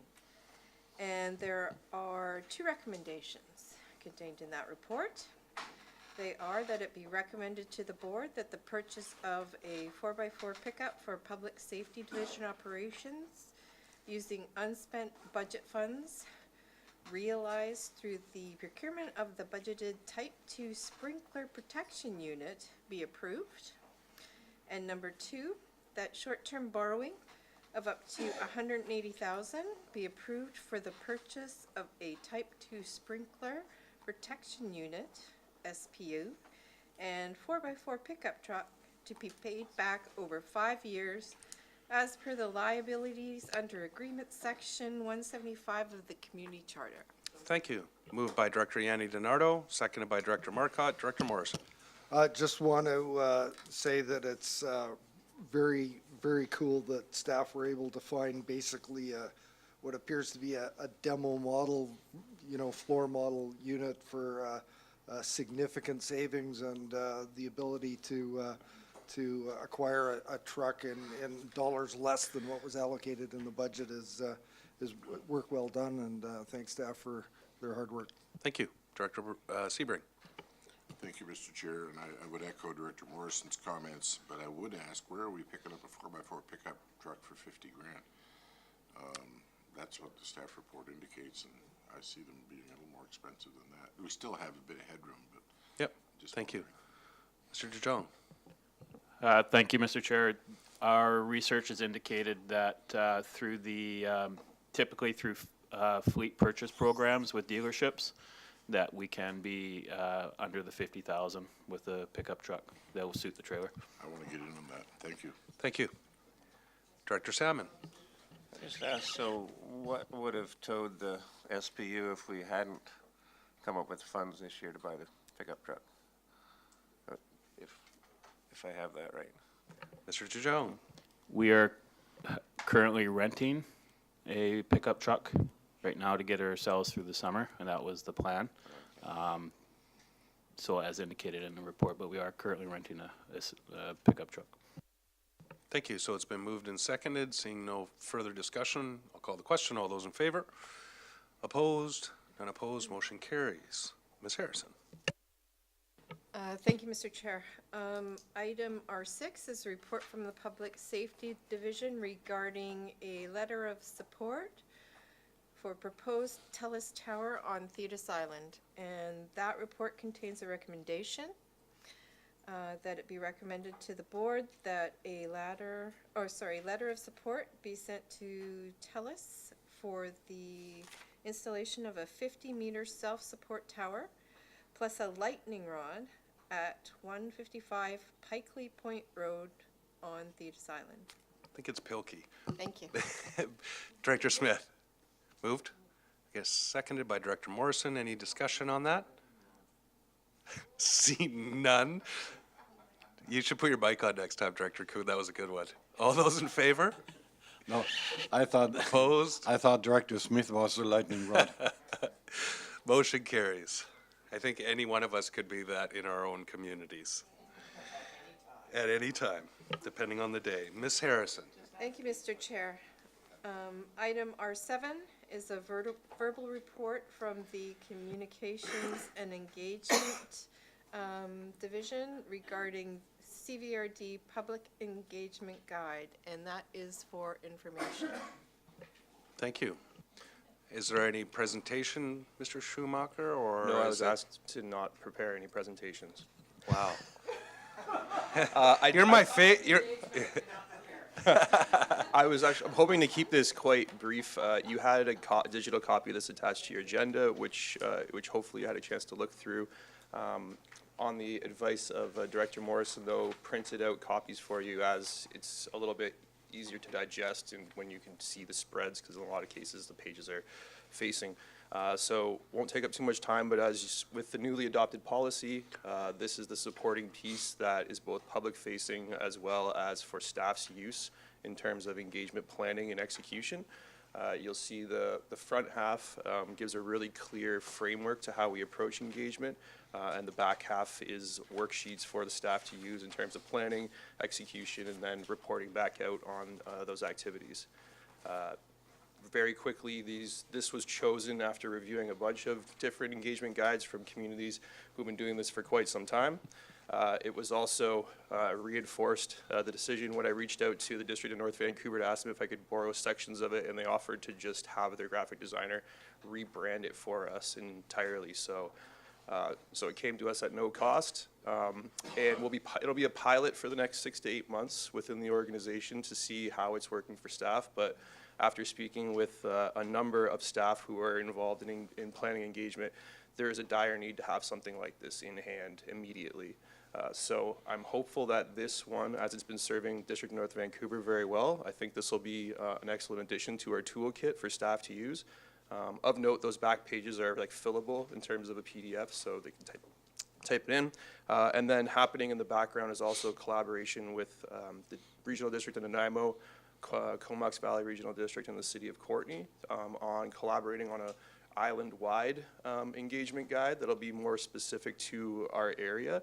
And so I'm kind of being involved in that on the sidelines to see if that's something that we want to pursue, because it could be very cost-effective. There could be a lot of great potential in terms of training staff and having something consistent that's applied across everywhere on the island, as opposed to just using this one. But we'll see what develops out of that. But in the meantime, I'm really happy to have something to roll out to staff here in the next couple of weeks, and would entertain any questions that you may have about it right now. And the longer you talk, the more that we get questions, so that works. So I've got Directors Acton, Marsh, and Sebring so far. Just a quick comment, and I'm glad that you brought this up. So this framework that we have in place, you said we're going to kind of work through over the next 6 to 8 months and then do some review around it? Because I see this as for information, so I know that when I had done, the initial read of it, I kind of had some, I guess not necessarily questions, but kind of questions in my mind wondering how this will work, right? So I don't suppose that we can come up with good solutions to what, I guess, there's anticipated outcomes one way or another from some of the initiatives within here. So being able to work through it for 6 to 8 months and then review it would allow us to maybe massage it better to fit our needs. Definitely. So it'll be an ongoing kind of feedback process. So I'd welcome any, comments that you may have right off the bat, but I'll also be working, as I'm working with staff, kind of going through this in various milestones throughout projects, collecting feedback as well to incorporate into a final one after the 6 to 8 month pilot period. Great, thank you. Director Acton. Thank you, Mr. Chair. I guess I have two questions. So this is really extensive, and I think it's really well done. And I like how communications and engagement are separated, because I think where the CVRD's gotten itself in trouble is calling things engagement, but in reality, it's just a consultation kind of saying like, this is how it is. And so it gets people upset. But that said, do people actually understand what engagement means? Like, is that, because it's used a lot and we use it here a lot, but is it really getting people out? Like, I feel like there's some form of in the communication that's lacking to get people out and to participate. And so Through the chair to Director Acton, that's really interesting that you said that, because just in what you were saying right there was using engagement, to substitute consultation with engagement is something I think that's happened a lot, but this really provides the backing to say, no, when we're talking about engagement, that is the broad going out to the public and having them participate, or just informing them at the very first level of it. But consultation to us now within our policy and then reinforced within here means something very specific in terms of what we're doing at a level on the spectrum of engagement with the public. So I think that having this available for the public to also read on the website or download and digest and understand how we approach it and what steps we take when we determine whether we're going to engage with the public on a particular issue or not, and then if we are, and what level that will be, and some of the kind of tactics they might expect to see when we're out there doing that. I think this will help people to understand what that exactly means. and reinforce everything that's within the policy. Thank you. And if we all lived in that perfect world. Director Marsh. Yes, thank you, Mr. Chair. Chris, I really appreciated the way you laid out the IAP process, or the way that, I guess, Victoria did a lot of the layout. Is that correct? District in North Vancouver. Oh, no, sorry, Vancouver.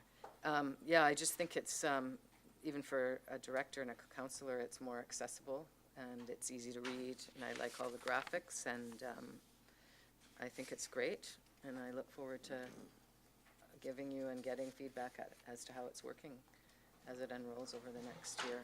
But I think what's clear about it, it doesn't give any feeling that the CVRD does not want to engage with stakeholders. In fact, it gives the opposite. And so in that way, I feel proud of it. It's great. Good job. Thank you. Director Sebring. Thank you, Mr. Chair. Through you to Chris, good to see the IAP2 principles embedded. My ears kind of went up when you said you're working with Nanaimo, Comox Valley Regional District, and Courtenay. North Cowichan has done a lot of work in this area, and I was a bit dismayed to not hear us mentioned in that list. Where are you in that context with people like Natasha Horseman? Through the chair to Director Sebring, North Cowichan is actually my closest collaborator on everything that I've been doing up to this point in terms of engagement. So I know Natasha and Tammy are working diligently to have a policy go before your council in the very near future. And upon the adoption of that policy, I think they'll be very eager to have something similar to this coming out. Now, whether that is them, North Cowichan, using a version of this one as a pilot in much the same way that we are, or whether that has them come on board with a cross-island collaborative approach, I think is yet to be determined. But the meeting that we had with the Regional District in Nanaimo and Courtenay was kind of very early discussions, and talking with a woman who used to be the Director of Engagement for the City of Victoria, who is now a consultant that does training and develops guides like this for local governments. And so it was just an early conversation to find out what that would look like, scoping out kind of a project. So very early days, and would not be preventative from North Cowichan getting involved as it moves forward. I would just simply add that North Cowichan has had a communications and engagement piece in place for the last 8 years. We haven't used it as much as perhaps we should have, and we're updating it, and it was all based on the IAP2 principles back when we had a committee on this in, I think, 2012.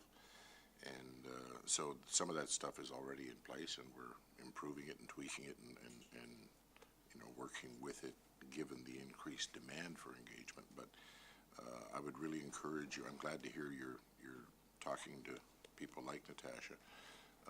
I'm quite sure that we would be on board with the island-wide sort of collaboration. So let's make that happen. Thank you. Thank you. I'm not sure how Duncan and Lake Cowichan feel, but now I'm offended. Well, you should be. No. For the record, I wasn't offended. I was dismayed. Dismayed. Sorry, I misquoted you there. But Director Yanni DiNardo. Thank you, Mr. Chair. Through you to Mr. Schumacher. I see in the back there's a project planning worksheet. Would this pertain, like area directors, like a community conversation that I would be having, and then it sort of helps the staff, or would this pertain to that? Is that something that would go as far as that? I'm not sure. I just see that this could even work. I don't know. So it's like even down to the directors that are doing their public engagement, a community conversation, for example. I'm going to be doing one June 27th, but I have a certain targeted group that I was looking for. Like how, and would this be helpful, and was it helpful to staff, or is that's not what it's intended for? Through the chair to Director Yanni DiNardo, I would say it can be applied in any way, like anything that you consider to be engaging with the public. Feel free to use it. It's a resource and a tool for you to use. The questions in the workbook are by no means prescriptive, and you can add, wherever you want. I think this was kind of trying to be as kind of general as possible, but certainly if you find it useful as a tool in terms of planning that out, like I said, this is still it's gonna be very early in terms of piloting it. Whether or not, the workbook and turning that into an actual report that we would want to make available to the public afterwards for something on that level might not necessarily reach that, be appropriate to reach that level, but we could certainly work together on it going forward. Thank you. Have I missed anyone? Kind of pausing here because I think I'm getting a note that might, no, okay. So yes, anyway, thank you. I think this is good, and there are many of us, and I think that, within our region, generally speaking, municipalities and the regional government have wanted to embrace consultation and engagement at different levels. There is some interesting articles that I've been reading, especially around community planning, where they're citing some examples where engagement went over the line and superseded professional advice and resulted in actually some interesting planning outcomes when it came to community development. So I think that it's important to know that those levels of engagement are balanced with depending on a case-by-case basis, and, it goes all the way to the end of, the empower level, where it's a referendum or an alternative approval process that allows the electors to decide, but also that sometimes within the consultation spectrum, there's a need to balance solid professional trained advice along with community input to come up with the best solution that's going to be workable in the context of professional advice and community opinion. So I do appreciate that there's an understanding of those levels of engagement, because I think sometimes the expectation that we set on engagement is that if a survey shows 51% of people prefer something or over another, we're going to do that even if it's against all good advice that a professional could give. So I do appreciate that we understand there's a spectrum there. And I think it's a great product to work with, to review. So I appreciate all that work. I don't think I missed anybody, so it was for information. I guess we're moving on. Thank you. Just if I could make one more comment, Mr. Chair. I would direct you to page 9 in terms of the preparation, where you'll see, kind of a flow chart that shows you, do I need to engage? So, I mean, that's kind of just to reinforce that. That's the first thing that we consider is, do we even want to conduct engagement on this? Does it reach, does it have a broad appeal, or is there a large financial component that would necessitate engagement? So just to reinforce that, we need to keep that in mind, and then ultimately, in terms of a decision to be made, you're not bound to take the input that you received during an engagement process if you don't feel like it was either reflective of the community at large, or if you want to side with the professional or technical advice that you have that contradicts that. That's entirely up to you as the board to do in the end. And then just the last piece for information, after you've received this, in the next couple of weeks, I'll be hosting a couple of presentations for staff to go through not only the policy in terms of what that means to them and their work, but also to provide copies and launch this workbook with them as well. So just wanted to make sure that you had this in hand before we undertook that effort. Thank you. And there was just one item on page 7 under the empower piece.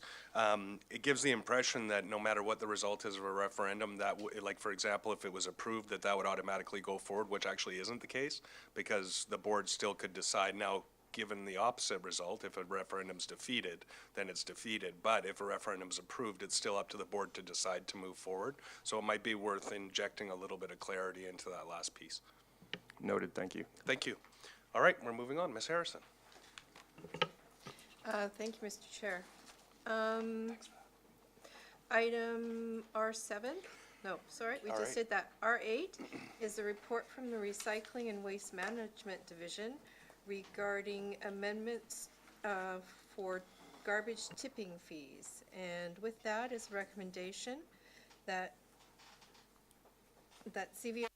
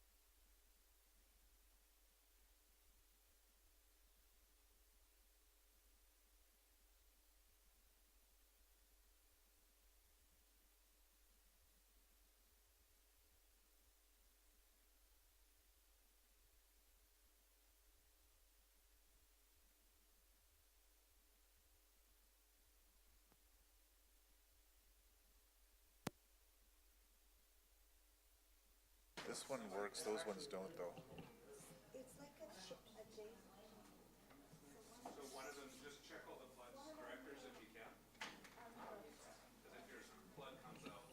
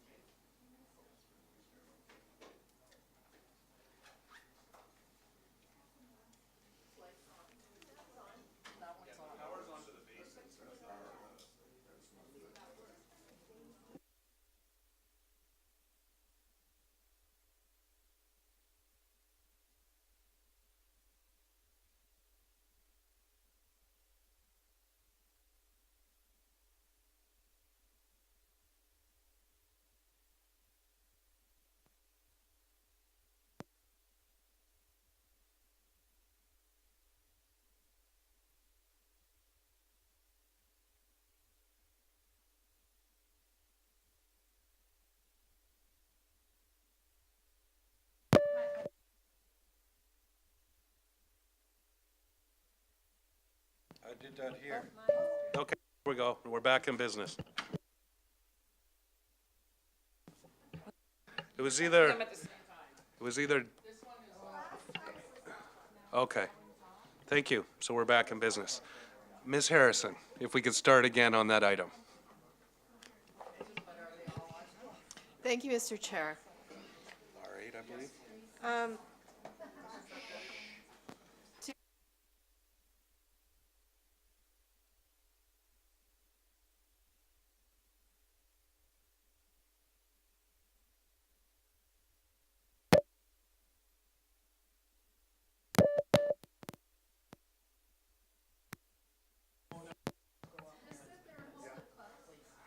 Yeah, we're done now. Oh, you're on. Okay, now don't touch anything. And we're on. Third time's the charm, Ms. Harrison.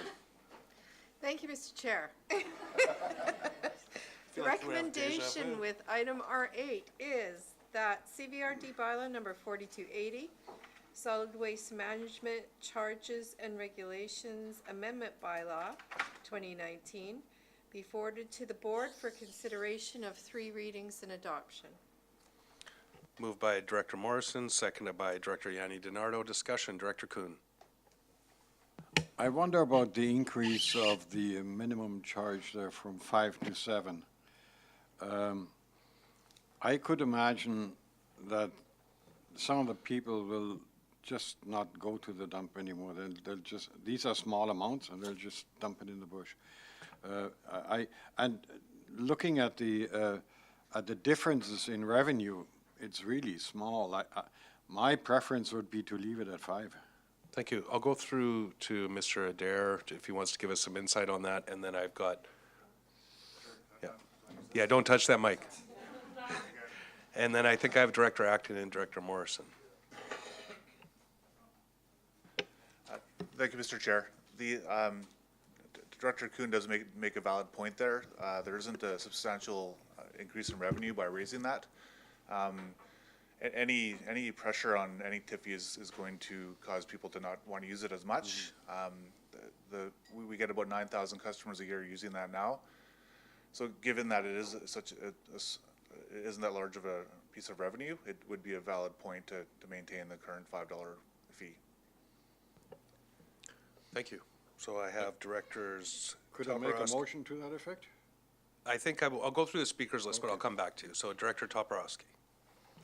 Thank you, Chair. I just was looking through this report, and it says recommendation here, but there also in here it says there's 4 options, and it doesn't say what we're recommending here. Thanks. The recommendation from staff was read, moved, and seconded, so there is alternatives in there that the board could reflect on or the committee could reflect on. But those were the recommendations from staff. I believe, and that has been moved and seconded. So if there's a motion to amend that, then that's possible, but we do have a motion on the floor. So I've got Director Acton, then Morrison, then Marcotte, Thank you, Mr. Chair. and then Kuhn. I don't see that adding $2 really would, either people have morals or they don't. So they're going to bring it or they're not going to bring it. Because I believe in South Cowichan, the fee is either $9 or $12 when you bring a load to Fisher Road. So 5 to 7 I don't think is a really big deal, especially since many of us around the table here are concerned about how we spend people's tax dollars and continue to subsidize that. Thank you. Director Morrison. Thank you, and through you, Mr. Chair.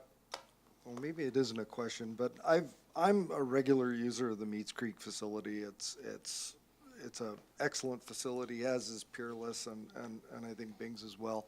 And in reviewing this, I think we're talking about a change in behavior for folks. And I find that when I go and attend one of the transfer stations, I'm not just taking that lump that's going to cost me $5 or $6 or $7.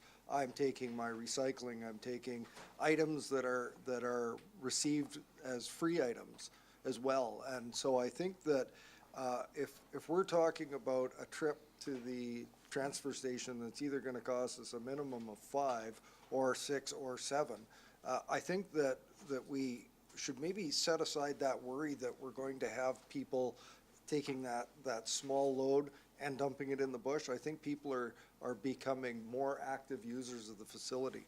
And I also want to make the point as well is we've had a lot of very serious discussions about user fees and user pay around this board during our last budget discussion. And when the users are paying more of their share of the cost of operating these facilities, it's less of a burden on the individual taxpayer. And that's what I noted in reading through the reports is there's an attempt to increase the cost recovery by the people that are actually using the services, and that they're trying to get away from there being an ever increasing requisition for the operation of these services. So I think that what little we can do here, what we can do in raising the tipping fee, I think that we're going to find that we're going to be forced to increase the tipping fee, maybe higher than what's even recommended in the report. I think every little bit helps, and I think we're trying to change behaviors and attitudes amongst people to bring all of their stuff there, and I don't think there's going to be that big of a disincentive if we raise it from $5 to $7, or even if we were to raise the tipping fee a little bit higher than what's recommended by staff. I'm not saying we should do that. I'm comfortable with what the staff have recommended. Thank you. Thank you. Director Marcotte. Thank you, Mr. Chair. From my point of view, I would say that the status quo is pretty much going to, I don't see a huge impact going to happen in that. In my area, we have a much lower part of a lot of solid waste, so I think that whatever this board feels is the best result, that's the one I will vote for. Thank you. Director Yanni DiNardo and then Director Kuhn. Thank you, Mr. Chair. I would tend to agree with Director Morrison as well. At $5 or $7, the ones that are dumping it in the bush are dumping it in the bush. And I think that we do need to move forward to more of the user pay, and what they get for $7 is pretty good value. So I would agree to leave it as is. Thank you. Thank you. I'll go to Director Nicholson if that's okay, and then to you, Director Kuhn. Director Nicholson. Yeah, I'm a big supporter of user pay, but I actually think I am a bit concerned about this. In electoral area E in the Satlam area, we've had fabulous community support for cleanups. So we are like a mile from Bings Creek transfer station, and the woods are loaded with people dumping off their garbage. And I am really concerned about making it even more cost prohibitive for them. And I know it's an issue for people. It may not seem like a lot of money to you, but if you don't have garbage pickup and you need to drive all the way to Bings Creek and then you have to pay an extra $2, it is expensive, so. I'm going to go to Director Kuhn. Director Kuhn? Well, I think one of the issues is how much money are we actually talking about? Like, if we didn't raise it by $2, we're talking about what, $18,000? $17,116. So, really, for the 18,000, we're now kind of increasing, and that's what I think is important. We're increasing the fee by 40%. I mean, it's small amounts, but that's a large increase. So, and we do that just to gain $18,000. To me, there's no relationship in the effect and what we're doing. So I would still like to put forward the motion to leave the fee for the small collection at $5. So the motion on the floor, I'm not sure how easy that would be to amend because it is the recommendation that says forward the bylaw as it is to the board for adoption, for 3 readings and adoption. So we can't put another motion on the floor because we do have motion on the floor. Through to Ms. Harrison, would you recommend that if there is an appetite for the board to change the amount, that it would be better to defeat this motion, or can we amend it to say, but set the tipping fee at $5? Thank you, Mr. Chair. A separate motion could be considered that the amount be changed and that amendment bylaw be forwarded. Thank you. So my understanding, though, would be that it probably wouldn't go to the following board meeting because they'd have to amend the bylaw, or can they amend it that easily? Can? Okay. Thank you. So you would want to move an amendment that the tipping fee be set to $5, not $7, as per the report. That's been seconded by Director Sebring. Any discussion on the amendment? Director Sebring and then Director Morrison and Yanni DiNardo. Sorry, Director Yanni DiNardo, I should have put you first. I'm happy to. Director Yanni DiNardo, then Sebring, then Morrison, then Marsh. Thank you, Mr. Chair. If there is a lot of dumping happening, I'm hearing Director Nicholson say that $5 and $7, I'm very aware of people's costs and money in a job that I do and in my community.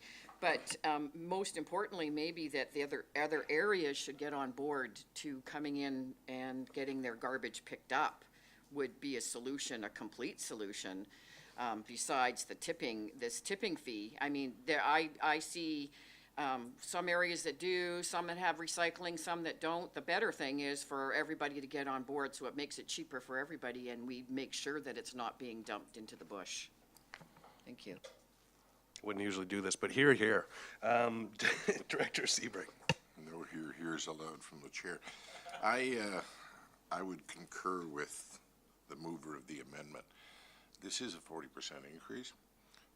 Like Director Morrison, I use this facility a fair bit myself, and yeah, I bring a whole passel of stuff, including my soft plastics and everything, and usually there's one little garbage can that weighs maybe 15 pounds, and I pay my $5.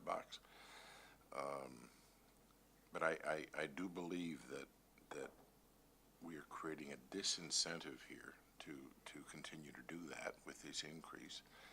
And I can't help but ask myself, for the $17,000 increase in revenues, what potential costs are we incurring in cleanup, if not to the taxpayer, then to the community? Because we all see these community cleanups that happen around Satlam and in other areas where people are pulling the mattresses and all the other stuff out of the bush.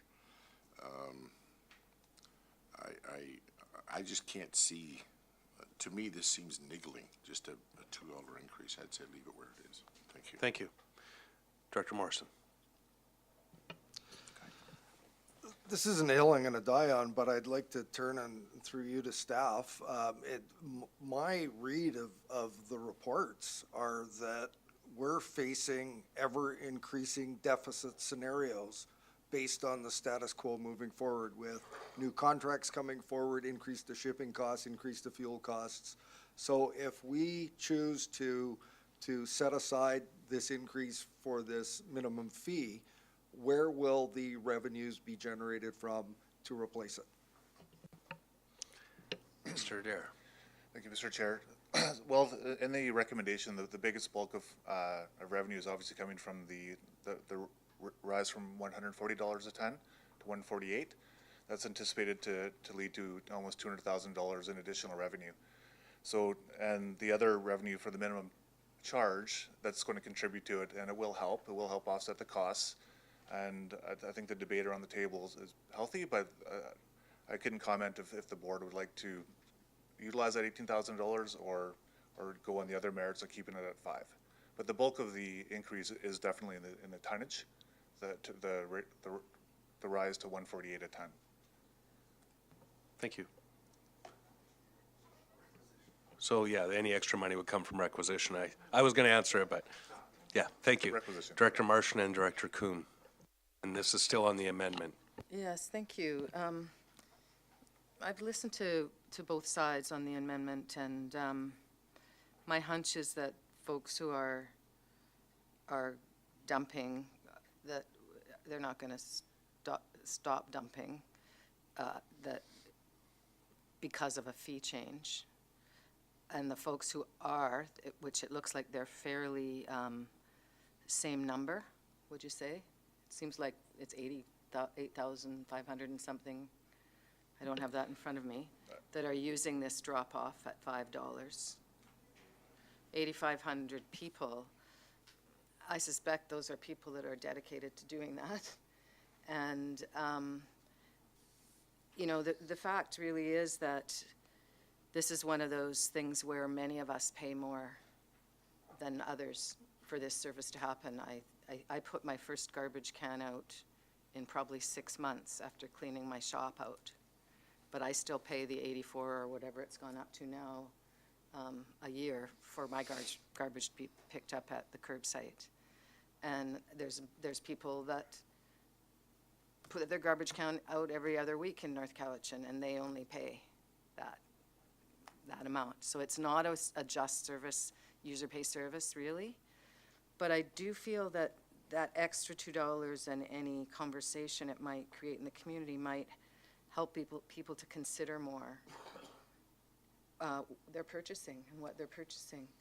And also I'd like to see, and I don't think we can do it, but senior governments really challenge the producers of the garbage to pay up for all this packaging up front when it gets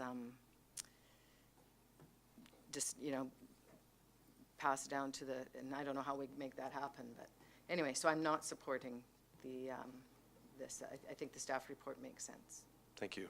Mr. Warsh, did you have a comment? I just want to be clear, though, the packaging is paid for up front under multi-materials now called Recycle BC. So the packaging producers do pay a big portion of that cost. That's how I understand it from our solid waste presentations, but through to Mr. Warch. Thank you, Mr. Chair, and agree, and thank you for all the healthy conversation here. So I think I just wanted to remind that overall, we're looking for a direction that, which way are we following? Are we going the requisition way? We can keep the affordable rates and $140, but then compensate through requisition, or we're going to follow the user pay model. So that is the main question overall. We used to make some money by receiving garbage at $140 a ton when our cost was $90 a ton and $100 a ton, whatever. That's not the case anymore. So am I really concerned about leakage because our costs going to go up and all that? Because it's a cost at the end of the day. So I do understand the $2 a ton from the cash person who's coming in bringing in garbage is a bit of a debate. But I just wanted to clarify that that's only a garbage. If somebody is bringing in anything else, paper or even mattresses or couches, or they're all separate tipping fee for that. So that's not even included in this. This is, so we're talking about garbage. I'd really encourage to, to discuss and let's come up with something that is a direction for us as well, because we're going into the budgets again, just to consider which way we're going. Also wanted to say that the numbers in front of you, there are a few balls in the air. So we're looking at the CPI. So CPI, that's a US CPI. That's not the Canada CPI. So it's not around 2%. We, our purchasing officer and myself, we were looking into the last few years of CPI in US, they were more than 3%. So this cost is even higher in certain years, and there are other taxes along with that. Thank you. Thank you. And again, this is on the amendment. I'd like to hopefully call the question on the amendment pretty soon. Director Smith. I'll come back to you. We've been around the loop with you a couple times. Director Smith. So the next item that's on our agenda has increases for utility fees. And so when you look at increasing this fee, it's quite high in percentage, as Director Kuhn has pointed out, that this increase is 40%, but when you start looking at the next item on the agenda, the increase is more than that. So people that are paying utility fees are going to be hit with an increase, and so I think it's important that we also look at increasing the tipping fees at the facilities to reflect the utility fee, sort of meshing them together a bit with both of them having increases. Thank you. I will not be supporting. I believe that we should be looking at the $2 increase. Thank you. Just for clarity, I'm referring to the next item on the agenda. I believe that's got to do with collection costs, right? So there's fuel, maintenance, all kinds of stuff on top of the cost of actually collecting, or sorry, depositing the garbage at our facilities and then moving it through. Can I call the question on the amendment, or Director Kuhn? I'll give you the close on your amendment.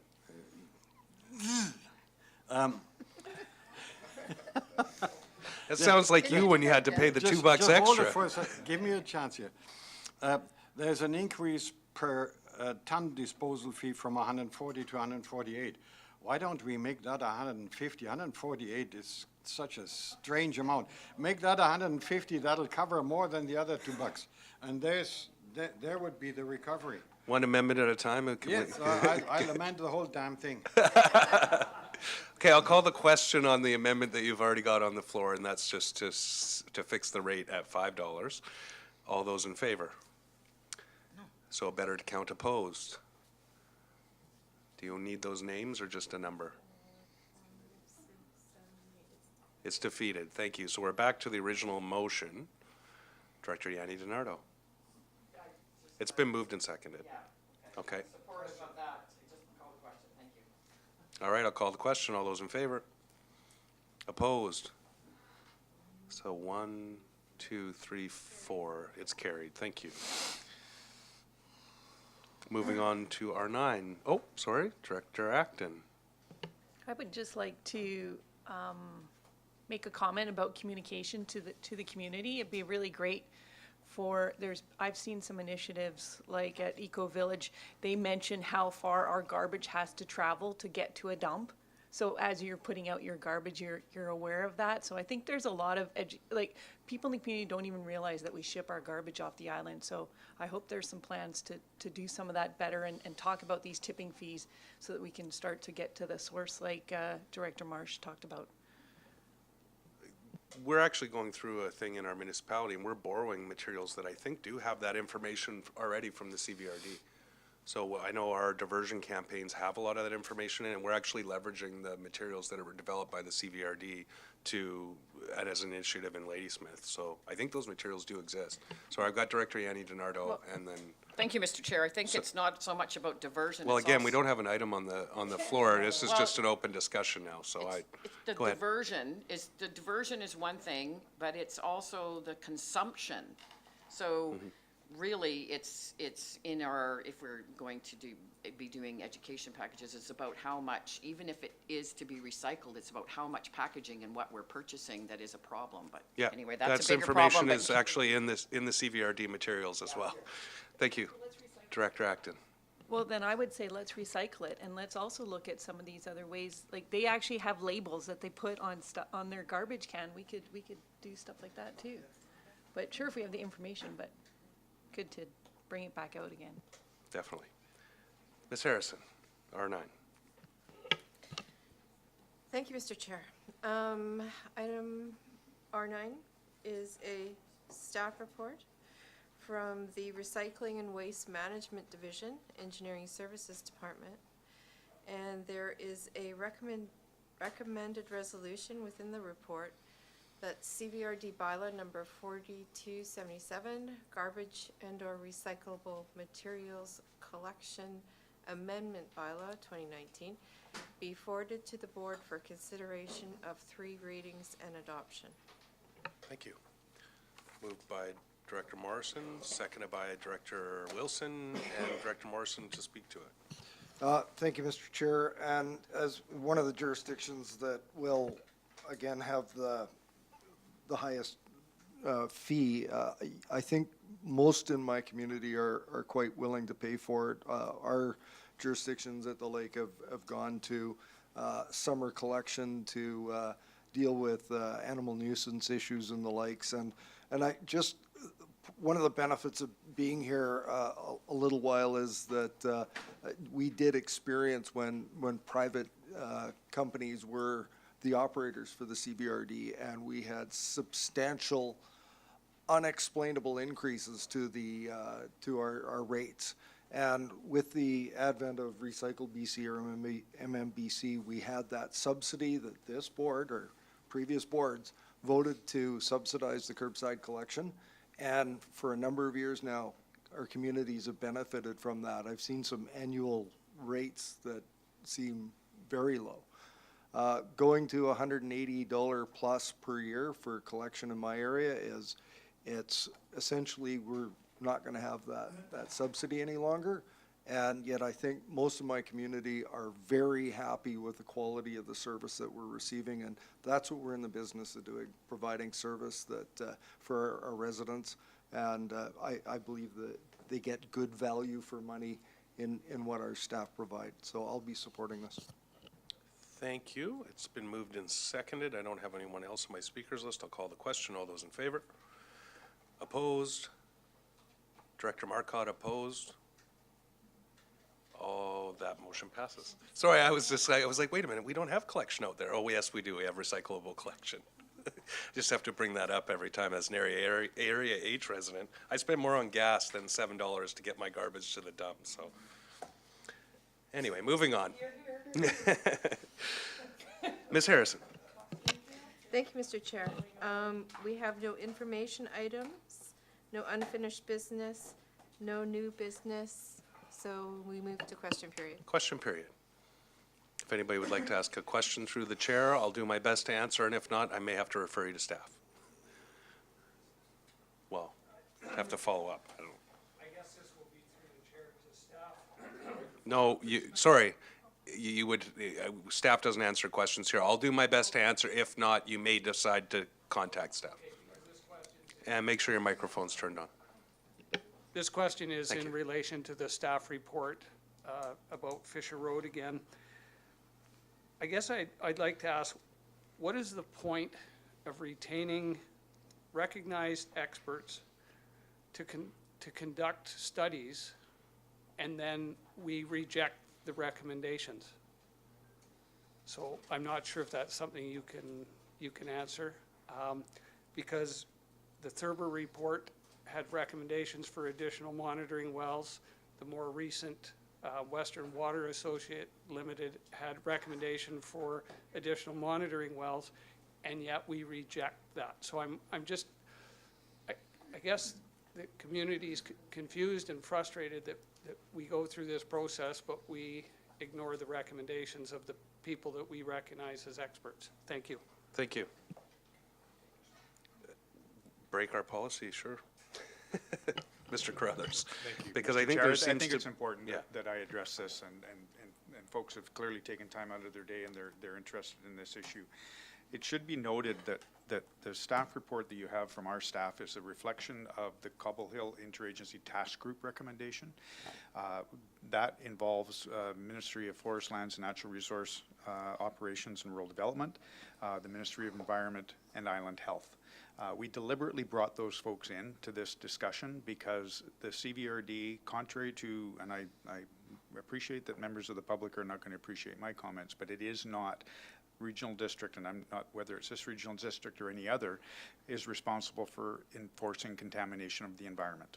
That is clearly the Ministry of Environment's responsibility, and that is why we brought the Ministry of Environment into this conversation, as well as Flenro, and as well as Island Health, who is mandated to protect drinking water for the residents of our region.